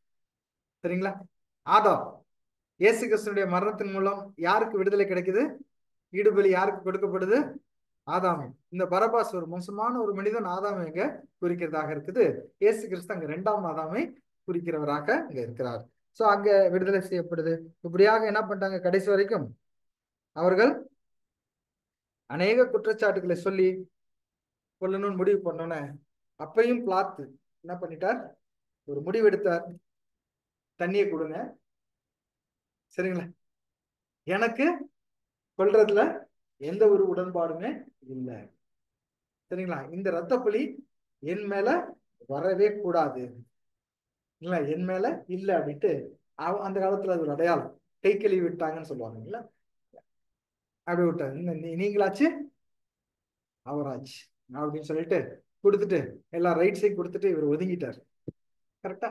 அப்போ என்ன ஆயிடுச்சுன்னு பாத்தீங்கன்னா, இவரை கூட்டு போய் அந்த சிலுவை மரணம் அங்க கொடுக்கறதாக நம்ம பார்க்கணும். ஸோ இப்படியாக பார்க்கும்போது நாம் கூட அநேக சந்தர்ப்பங்கள்ல இந்த மக்கள் ஆட்சி நல்லா இருக்குது அப்படின்னு நினைச்சிட்டு மக்களாட்சி சொல்லுகிற சில வார்த்தைகளை கேட்டுட்டு கன்வின்ஸ் ஆயிட்டு இந்த அரசாங்கம் சரியா செய்யுது, இந்த அரசாங்கம் தப்பா செய்யுது, இப்படியெல்லாம் யோசிக்கிறது உண்டு. ஆனா என்னதான் எப்படி பண்ணாலும் மக்கள் ஆட்சி மன்னர் ஆட்சியா இருந்தாலும் எல்லாமே தவறான முடிவுகள் தான். ஏன்னா அபூரணத்துல இருக்கிறாங்க மனுஷங்க. இந்த அபூரணத்தில் இருக்கிறவங்க எப்பொழுதுமே தவறாகவே தான் முடிவெடுப்பார்கள். சரிங்களா? அது இயற்காக நாமும் பார்க்கிறோம். புரிஞ்சுங்களா? சோ நமக்கு இந்த ஒரு இதுல எந்த பங்கும் இல்லை. உண்மையான நீதியுள்ள ஆட்சி மேலதான் நமக்கு பங்கு இருக்கு. அதனால நீதியுள்ள ஒரு அரசாங்கம் நமக்கு வேணுங்கிறது தான் நமக்கு கர்த்தர் சொல்லி கொடுத்த ஜபத்துல இருக்கு. இந்த ராஜ்யம் வருவதாக, இந்த சித்தம் பரலோகத்தில் செய்வது போல பூமியிலேயும் செய்வார். சோ எந்த மன்னர் ஆட்சியோ எந்த மக்கள் ஆட்சியோ இந்த உலகத்துல எதுவா இருந்தாலுமே நீதி நியாயம் செய்யவே முடியாது. அரசியல், சமுதாயம், மதம், பொருளாதாரம் இது நாளும் யாருடைய கையில இருக்கு? சாத்தானுடைய கையில இருந்து இங்க நடந்துட்டு இருக்கிறதுனால அங்க நன்மை நடக்க வாய்ப்பே இல்லை. எப்ப இந்த கண்ணுக்கு தெரிகிற ராஜ்ய பகுதி, சரிங்களா, இந்த பூமியை ஆட்கொண்டு இந்த அரசியல், சமுதாயம், மதம், பொருளாதாரத்தை நீக்கி போடுதோ அப்பதான் மனிதர்களுக்கு சரியான ஒரு விடுதலை, இங்க நியாயம் கிடைக்கும் என்பதை நம்ம பார்க்கணும். சரிங்களா? சரி, இயேசு கிறிஸ்துனுடைய 2ஆம் வருகை, 2ஆம் பிரசனம் 1874 இருந்து இப்ப போயிட்டு இருக்கு. இது கண்ணுக்கு தெரியாத பகுதியை ஆட்கொண்டு ரூல் பண்ணிட்டு இருக்கு. அப்படி இருக்கும்போது கண்ணுக்கு தெரியாத பகுதியில பங்கு கொள்ளுகிறவர்கள் யாரெல்லாம்? புது சிருஷ்டிகள். கரெக்டுங்களா? புது சிருஷ்டி தான் சபையாக போறோம். அவங்க எப்பொழுதுமே புது சிருஷ்டி தான். ஆனா புது சிருஷ்டிகள் பூமியில இருக்கப்போ புது சிருஷ்டி அவங்க சபையாக மாறும். இந்த புது சிருஷ்டிகளை ஆட்கொண்டு இருக்குது. கரெக்டா? நாளைக்கு உலகத்தை ஆட்கொள்ளும். அப்ப நாளைக்கு உலகத்தை ஆட்கொள்ளும் போது என்ன நடக்க போகுது? அரசியல், சமுதாயம், மதம், பொருளாதாரம் இல்லாத நிலையில அவங்க அங்க இருக்க போறாங்க. அதை சார்ந்து இருக்க போறது இல்லை. கரெக்டுங்களா? அது மேல விருப்பம் இருக்க போறது இல்லை. இப்ப நம்ம ஆவிக்குரிய ஒரு நிலையில நம்மளை ஆட்கொண்டு இருக்கிற இந்த ராஜ்யம், அரசியல், சமுதாயம், மதம், பொருளாதாரம் நம்ம ஆட்கொள்ளுதுல இல்லையா? இல்லைங்களா? அதை நம்பாதீங்க. சரிங்களா? அதுல விசுவாசம் வைக்காதீர்கள். சரிங்களா? நாம் எப்போதுமே நம்முடைய நோக்கம், எண்ணம், சிந்தனை எல்லாமே பரலோகத்தின் அந்த ஆட்சியை குறித்து தான் நமக்கு இருக்கணும். இந்த அரசாங்கமும் எஸ்பெஷலி புது சிருஷ்டிகளாக வந்திருக்கக்கூடிய நமக்கு கண்டிப்பாக எந்த வகையிலும் உதவாது. எந்த வகையிலையும் உதவாது. நம்முடைய அன்றாட ஒரு ஜீவியத்திற்காக, மாம்சத்துல நம்ம இருக்கிறப்ப ஜீவியத்திற்காக இவர்களை சார்ந்திருக்க வேண்டிய சூழ்நிலைகள் இருந்தாலும், இது ஒரு பட்டயம் போல இருந்தாலும், அந்த பட்டயம் நமக்கு எந்த வகையிலுமே உதவாது. சரிங்களா? அதனால நாம் எவ்வளவு தேவன் மேல இன்னும் விசுவாசம் வைக்கணும், எவ்வளவு வைராக்கியம் வைக்கணுங்கிறத நாம நல்லா உணர்ந்துக்க வேண்டும். அன்பான சகோதர சகோதரிகளை, எதுக்காக இதை சொல்றோம் அப்படின்னா, நம்ம என்னதான் கவர்மெண்ட் எம்ப்ளாயியா இருந்தாலும், கவர்மெண்ட்ல சார்ந்து இருந்தாலும், என்னதான் இருந்தாலும், அவைகளை நம்மளை காப்பாத்தும்னு நினைச்சோம்னா காப்பாத்தாது. அதற்காக இந்த மேலான ஆசீர்வாதத்தை விட்டு விடாதீர்கள். சரிங்களா? நம்ம சார்ந்துதான் இருக்கிறோம், ஆனாலும் அவங்களால நமக்கு உதவவே முடியாது. மாறாக தொந்தரவு வேணா கொடுக்கும்.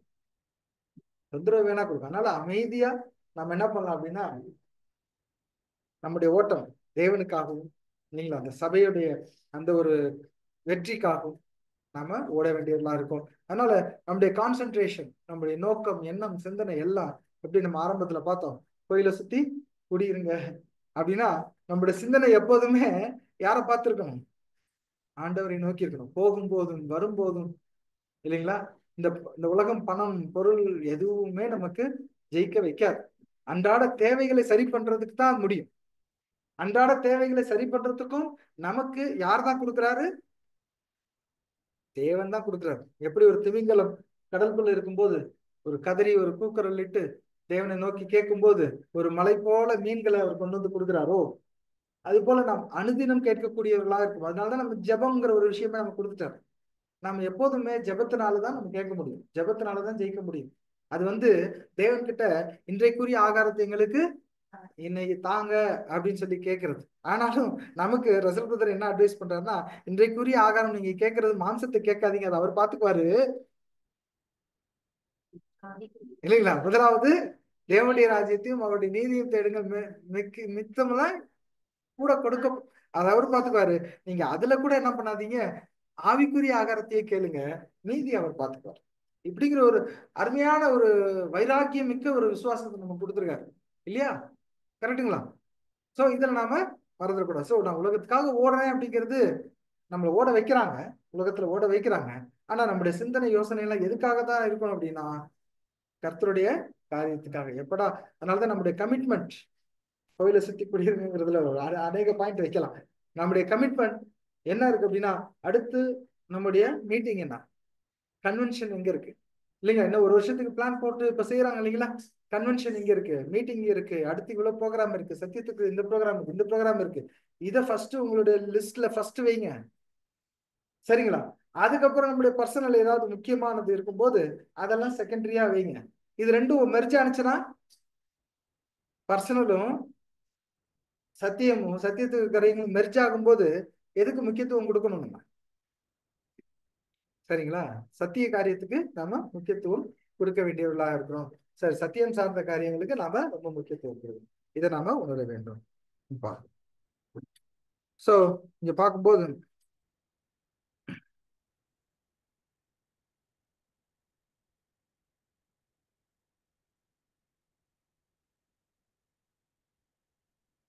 நாம ஒரு காரியங்கள் பார்க்கும்போது என்ன சொல்றாருன்னா, இந்த முடிவுகள், தீர்மானம் எடுத்தாங்க பாத்தீங்களா, இந்த முடிவுகள்,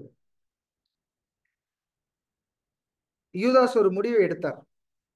என்ன பண்ணணும்? காசு வாங்கிட்டு காட்டி கொடுத்துட்டு, இனிமேல் நம்ம என்ன பண்ணலாம், அவருக்குள்ள என்ன இருந்துச்சோ மைண்ட்ல, அவர் ஒருவேளை இயேசு நிறைய இடத்த மறைஞ்சு போன மாதிரி போயிடுவார்னு இருந்துச்சா என்னெல்லாம் நமக்கு தெரியாது. ஆனா எடுத்த முடிவு தவறு.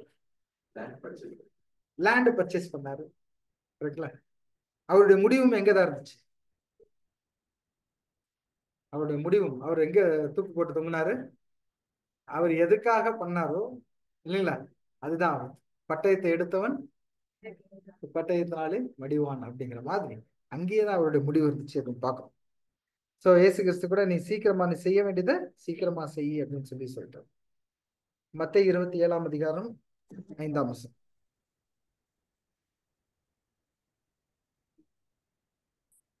மத்தேயு 27ஆம் அதிகாரம் வசனம் 5.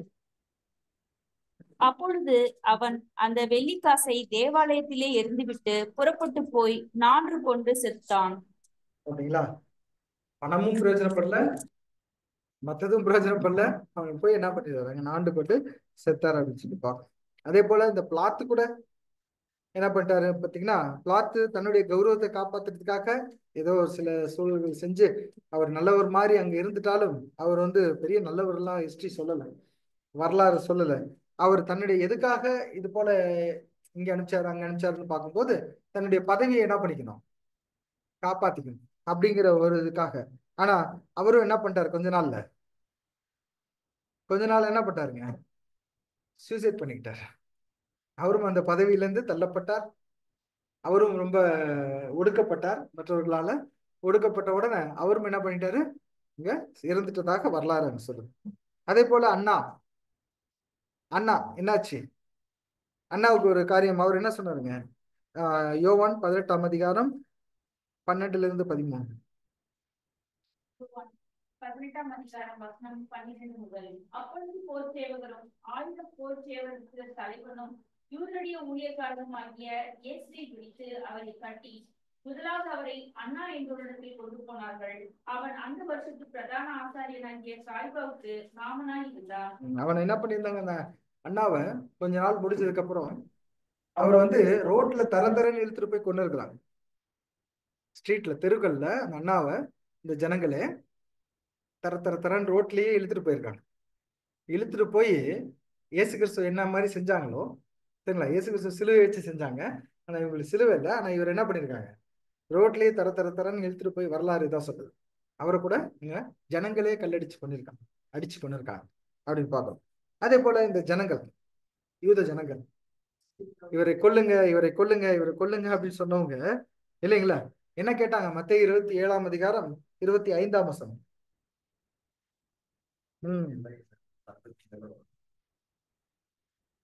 மத்தேயு 27ஆம் அதிகாரம் வசனம் 25. அதற்கு ஜனங்கள் எல்லோரும், இவனுடைய இரத்தப்பழி எங்கள் மேலும் எங்கள் பிள்ளைகள் மேலும் இருப்பதாக என்று சொன்னார்கள். பாருங்க, அந்த ரத்தத்தினால எங்களுக்கு பிளஸிங் வரும்னு கேட்காம இல்லைங்களா, அந்த ரத்தத்தினாலதானே பிளஸிங். ஆக்சுவலி அவருடைய ரத்தம் வந்தா என்ன வரும், எல்லாத்துக்கும் பிளஸிங் தானே வரும். இயேசுனுடைய ரத்தம் ஜெயம் பாக்குறோம் இல்லைங்களா. அவருடைய ரத்தம் அந்த மழை வந்தபோது தண்ணி பட்டு போய் கல்லறைக்குள்ள போய் யாரை குணமாக்குச்சு, குஷ்டரோகிகளை குணமாக்குச்சு இல்லைங்களா. அவருடைய ரத்தம் பட்டாலே ஜெயம் வர வேண்டிய ஒரு காரியம் இவர்களுக்கு சாபமா கேட்டு வாங்கிக்கிட்டான். அவருடைய ரத்தப்பழி எங்கள் மேல இருக்குன்னு சொன்னாலும் பரவாயில்ல, அவங்களோட முடிஞ்சிருக்கும், கேட்டு வாங்கிக்கிட்டாங்க எங்களுடைய பிள்ளைகள் மேலேயும் இருக்கட்டும் அப்படின்னு இல்லைங்களா. நம்ம லூக்கா 21:24. லூக்கா 21ஆம் அதிகாரம் வசனம் 24. பட்டய கருக்கினாலே விழுவார்கள், சகல புறஜாதிகளுக்குள்ளும் சிறைப்பட்டு போவார்கள். புறஜாதியாரின் காலம் நிறைவேறும் வரைக்கும் எருசலேம் புறஜாதியாரால் மிதிக்கப்படும். கிபி 70 ஆரம்பிச்சது, புறஜாதியாரால் மிதிக்கப்படுவார்கள் அப்படின்னு. தீத்ராயன் காலத்துல வந்து அதுக்கு முன்னாடி அவங்க அடிமைகள் போல இருந்தாலுமே ஓரளவுக்கு சுதந்திரமா தான் இருந்தாங்க. அதே தேசத்துல கூட இருந்தாங்க. இயேசு கிறிஸ்து காலத்துல கூட எங்கதான் இருந்தாங்க, அதே தேசத்துக்குள்ள இருந்தாங்க. கோரேஸ் ராஜா காலத்துல வந்துட்டாங்க இல்லைங்களா. கோரேஸ் ராஜா மூலியமா நல்ல சுகபோகமா தான் இருந்தாங்க அடிமைகளாக இருந்தாலும். அப்படி இருந்த பட்சத்துல இவங்க என்ன பண்ண, எங்க மேலும் எங்கள் பிள்ளைகள் மேலும் இருப்பதாக கேட்டு வாங்கிட்டு கிபி 70 அந்த தேசத்தையே அழிச்சிட்டான், இல்லாம பண்ணிட்டான். எல்லாரும் நாடு கடத்தப்படுறாங்க, சிதறடிக்கப்படுறாங்க இல்லைங்களா. அதுக்கப்புறம் அவங்க சாதாரண அன்றாட பலிகள் கூட என்ன பண்ண முடியல, அவங்களால செய்ய முடியாத அளவுக்கு போய் அந்த ஹோலோகாஸ்ட்ங்கிற வரைக்கும் பார்த்து இது 1878 அவங்களுக்கு ஒரு காலிங் வருது. ஆனாலும் அது முழுமையடையல. 1914 என்ன கொஞ்சம் வருது இல்லைங்களா. அப்புறம் 1945 அந்த டைம்ல அவங்க முழுமையாக அங்க வர்றாங்க. வந்தாலும் இன்னைய வரைக்கும் அந்த சாபத்தினுடைய ஒரு வீரியம் அவங்க மேல இருந்துகிட்டே தான் இருக்கு.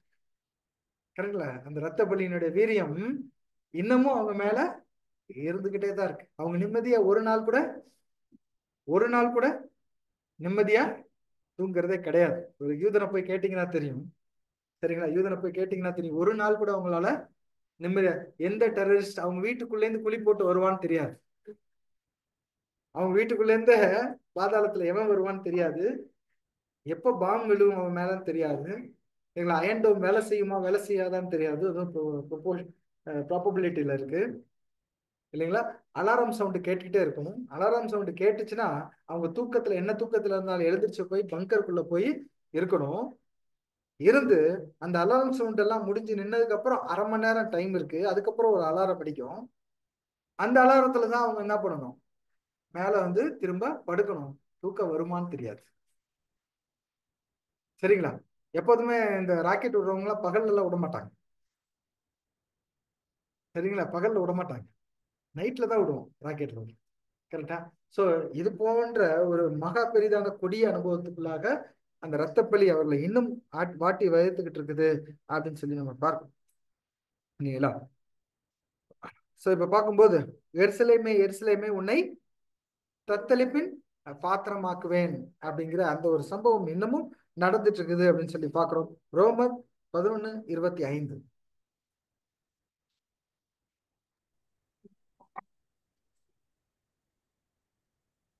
11:25. 11:25.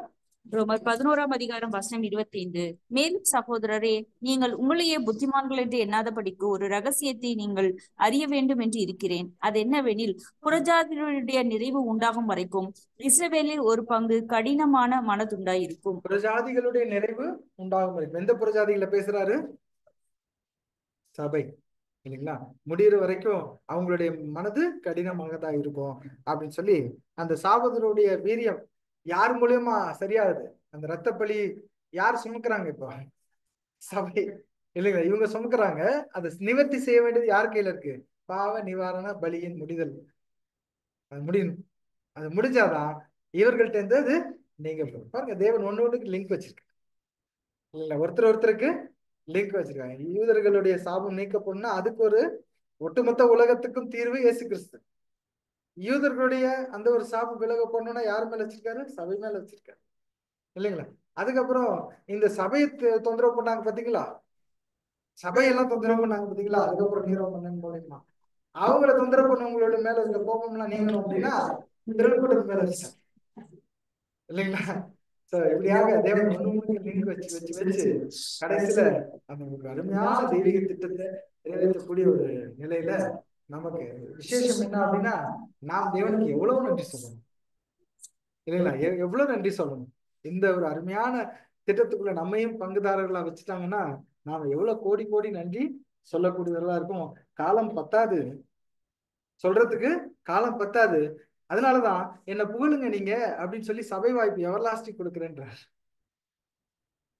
அப்படின்னா சாகாமை அழியாமை கொடுத்து காலாகாலத்துக்கும் தேவனை துதித்து கொண்டே இருக்கக்கூடிய வாய்ப்பை விட பெரிய வாய்ப்பு என்ன வரும் இல்லைங்களா. சோ சபை ஆயிட்டோம் அப்படின்னு சொன்னா, நம்ம ஒருவேளை சபை ஆயிட்டோம் அப்படின்னு சொன்னா அந்த ஒரு வாய்ப்பு நமக்காக இருக்கு. தேவனை துதித்து கொண்டே இருக்கக்கூடிய ஒரு வாய்ப்பு நம்முடைய செயல்கள் வார்த்தைகள்ல சொல்லல, நாம் செய்யக்கூடிய தெய்வீக திட்டத்தை நிறைவேற்றுவதன் மூலமாக ஒவ்வொரு காரியத்திலும் நம்ம தேவனை எப்போதுமே துதித்து கொண்டே இருக்கக்கூடிய ஒரு நிலையில நம்ம இருப்போம்.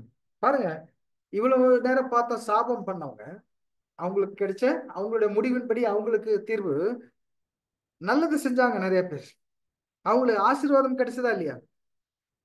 யாக்கோபு 1:12. யாக்கோபு 1:12 வசனம். சோதனையை சகிக்கிற மனுஷன் பாக்கியவான், அவன் உத்தமன் என்று விளங்கின பின்பு கர்த்தர் தம்மிடத்தில் அன்பு கூறுகிறவர்களுக்கு வாக்குத்தத்தம் பண்ணப்பட்ட ஜீவ கிரீடத்தை பெறுவான். பாத்தீங்களா, அங்க அப்போஸ்தலர்கள் அந்த கடந்து போகக்கூடிய சோதனைகளை என்ன பண்ணாங்க? சகிச்சாங்க. அவங்களுடைய வாழ்க்கையை சரியானபடி ஓட்டினாங்க. அவங்களுக்கு ஜீவ கிரீடம் வைத்திருக்கிறேன் என்று அங்க சொன்னதை பார்க்கிறோம். பிலிப்பியர் 2:9-10.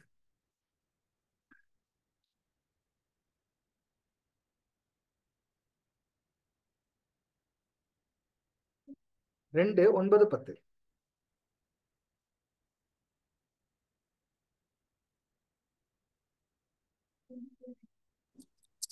வசனம் 9 முதல். ஆதலால் தேவன் எல்லாவற்றுக்கும் மேலாக அவரை உயர்த்தி இயேசுவின் நாமத்தில் வானோர் பூதலத்தோர் பூமியின் கீழானோருடைய முழங்கால்கள் யாவும் முடங்கும்படிக்கு. பாத்தீங்களா, இயேசு கிறிஸ்து அப்படியாக இங்க உயர்த்தப்பட்டார். அவரோட கூட இருக்க சரீர அங்கங்களும் அதே போல அதே சிம்மாசனத்துல வலது பார்சத்துல உட்காரக்கூடிய ஒரு வாய்ப்பு அங்க இருக்கிறத பாக்குறோம். ஸோ அதனால be faithful unto death and I will give you the crown, இல்லைங்களா, ஜீவ கிரீடத்தை உனக்கு தருகிறேன் அப்படின்னு சொல்றாரு. அப்புறம் சொன்னாரு, நீங்க நம்மளுடைய பைபிள் ஸ்டூடெண்ட் இந்த லோகோ பாத்தீங்கன்னா தெரியும் இல்லைங்களா, 2 தீமோத்தேயு 2ஆம் வசனம், 2 தீமோத்தேயு 2.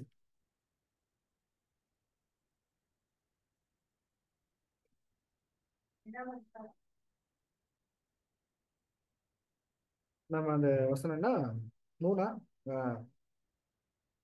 நாம் பாடுபட்டால் அவரோட கூட ஆளுகையும் செய்வோம். சரி, ஓகே, அந்த வசனம் தெரிஞ்ச வசனம். நாம் அவரோட கூட பாடுபட்டால் அவரோட கூட ஆளுகை செய்வோம். பேதுரு, அப்போஸ்தலன் பேதுரு 12.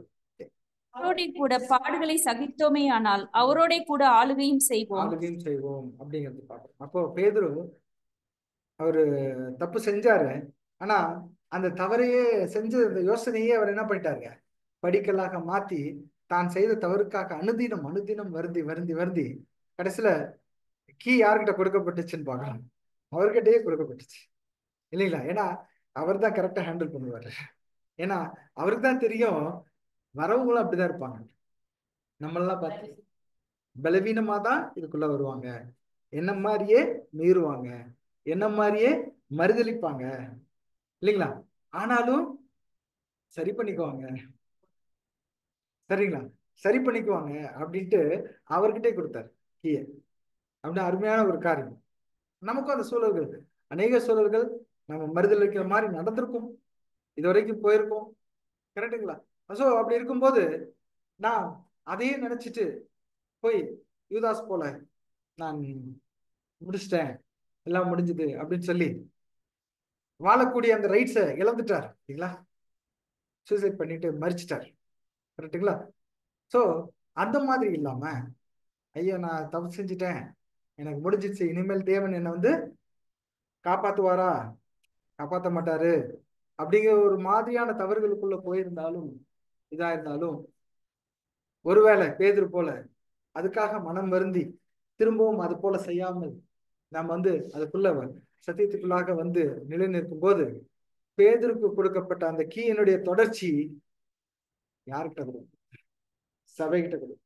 அந்த ரைட்ஸ், அதை ஓபன் பண்ணக்கூடிய கீ ரைட்ஸ் யார்கிட்ட வந்துருது, கீனா பாஸ்வேர்ட் சொல்லிக்கலாமா. இந்த காலத்துல, அந்த காலத்துல இரும்பு கீ, இந்த காலத்துல இல்லைங்களா. நம்ம இப்போ ஒரு மைக்ரோசாஃப்ட், இப்போ உள்ள லேட்டஸ்ட் டெக்னாலஜியில பேசுறோம்னா, ஒரு மைக்ரோசாஃப்டோட ஒரு லைசன்ஸ் வாங்கணும் அப்படின்னா அதுக்கு ஒரு கீ தராங்க இல்லைங்களா.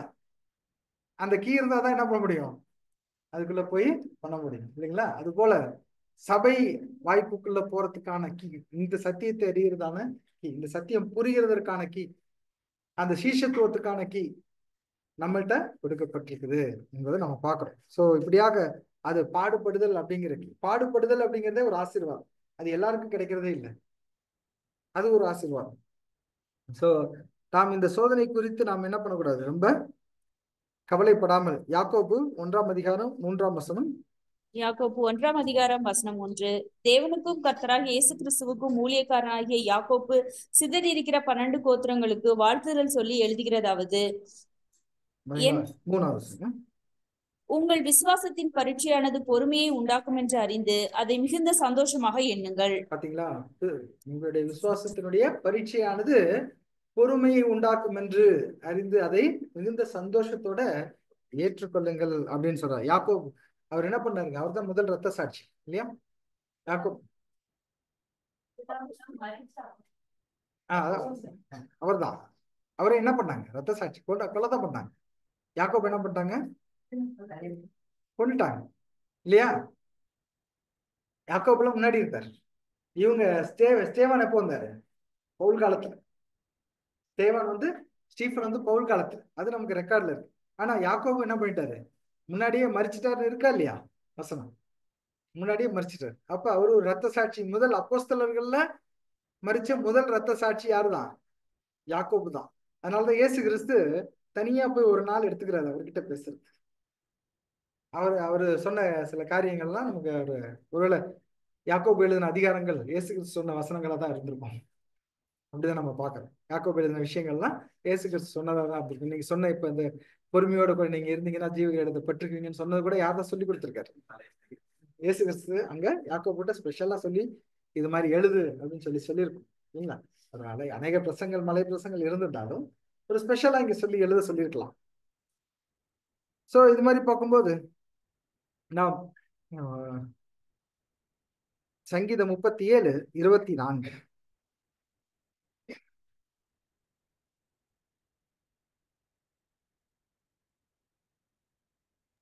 37ஆம் சங்கீதம் வசனம் 24. அவன் விழுந்தாலும் தள்ளுண்டு போவதில்லை, கர்த்தர் தமது கையினாலே அவனை தாங்குகிறார். பார்க்கிறோம். அடுத்து 1 யோவான் 3:13.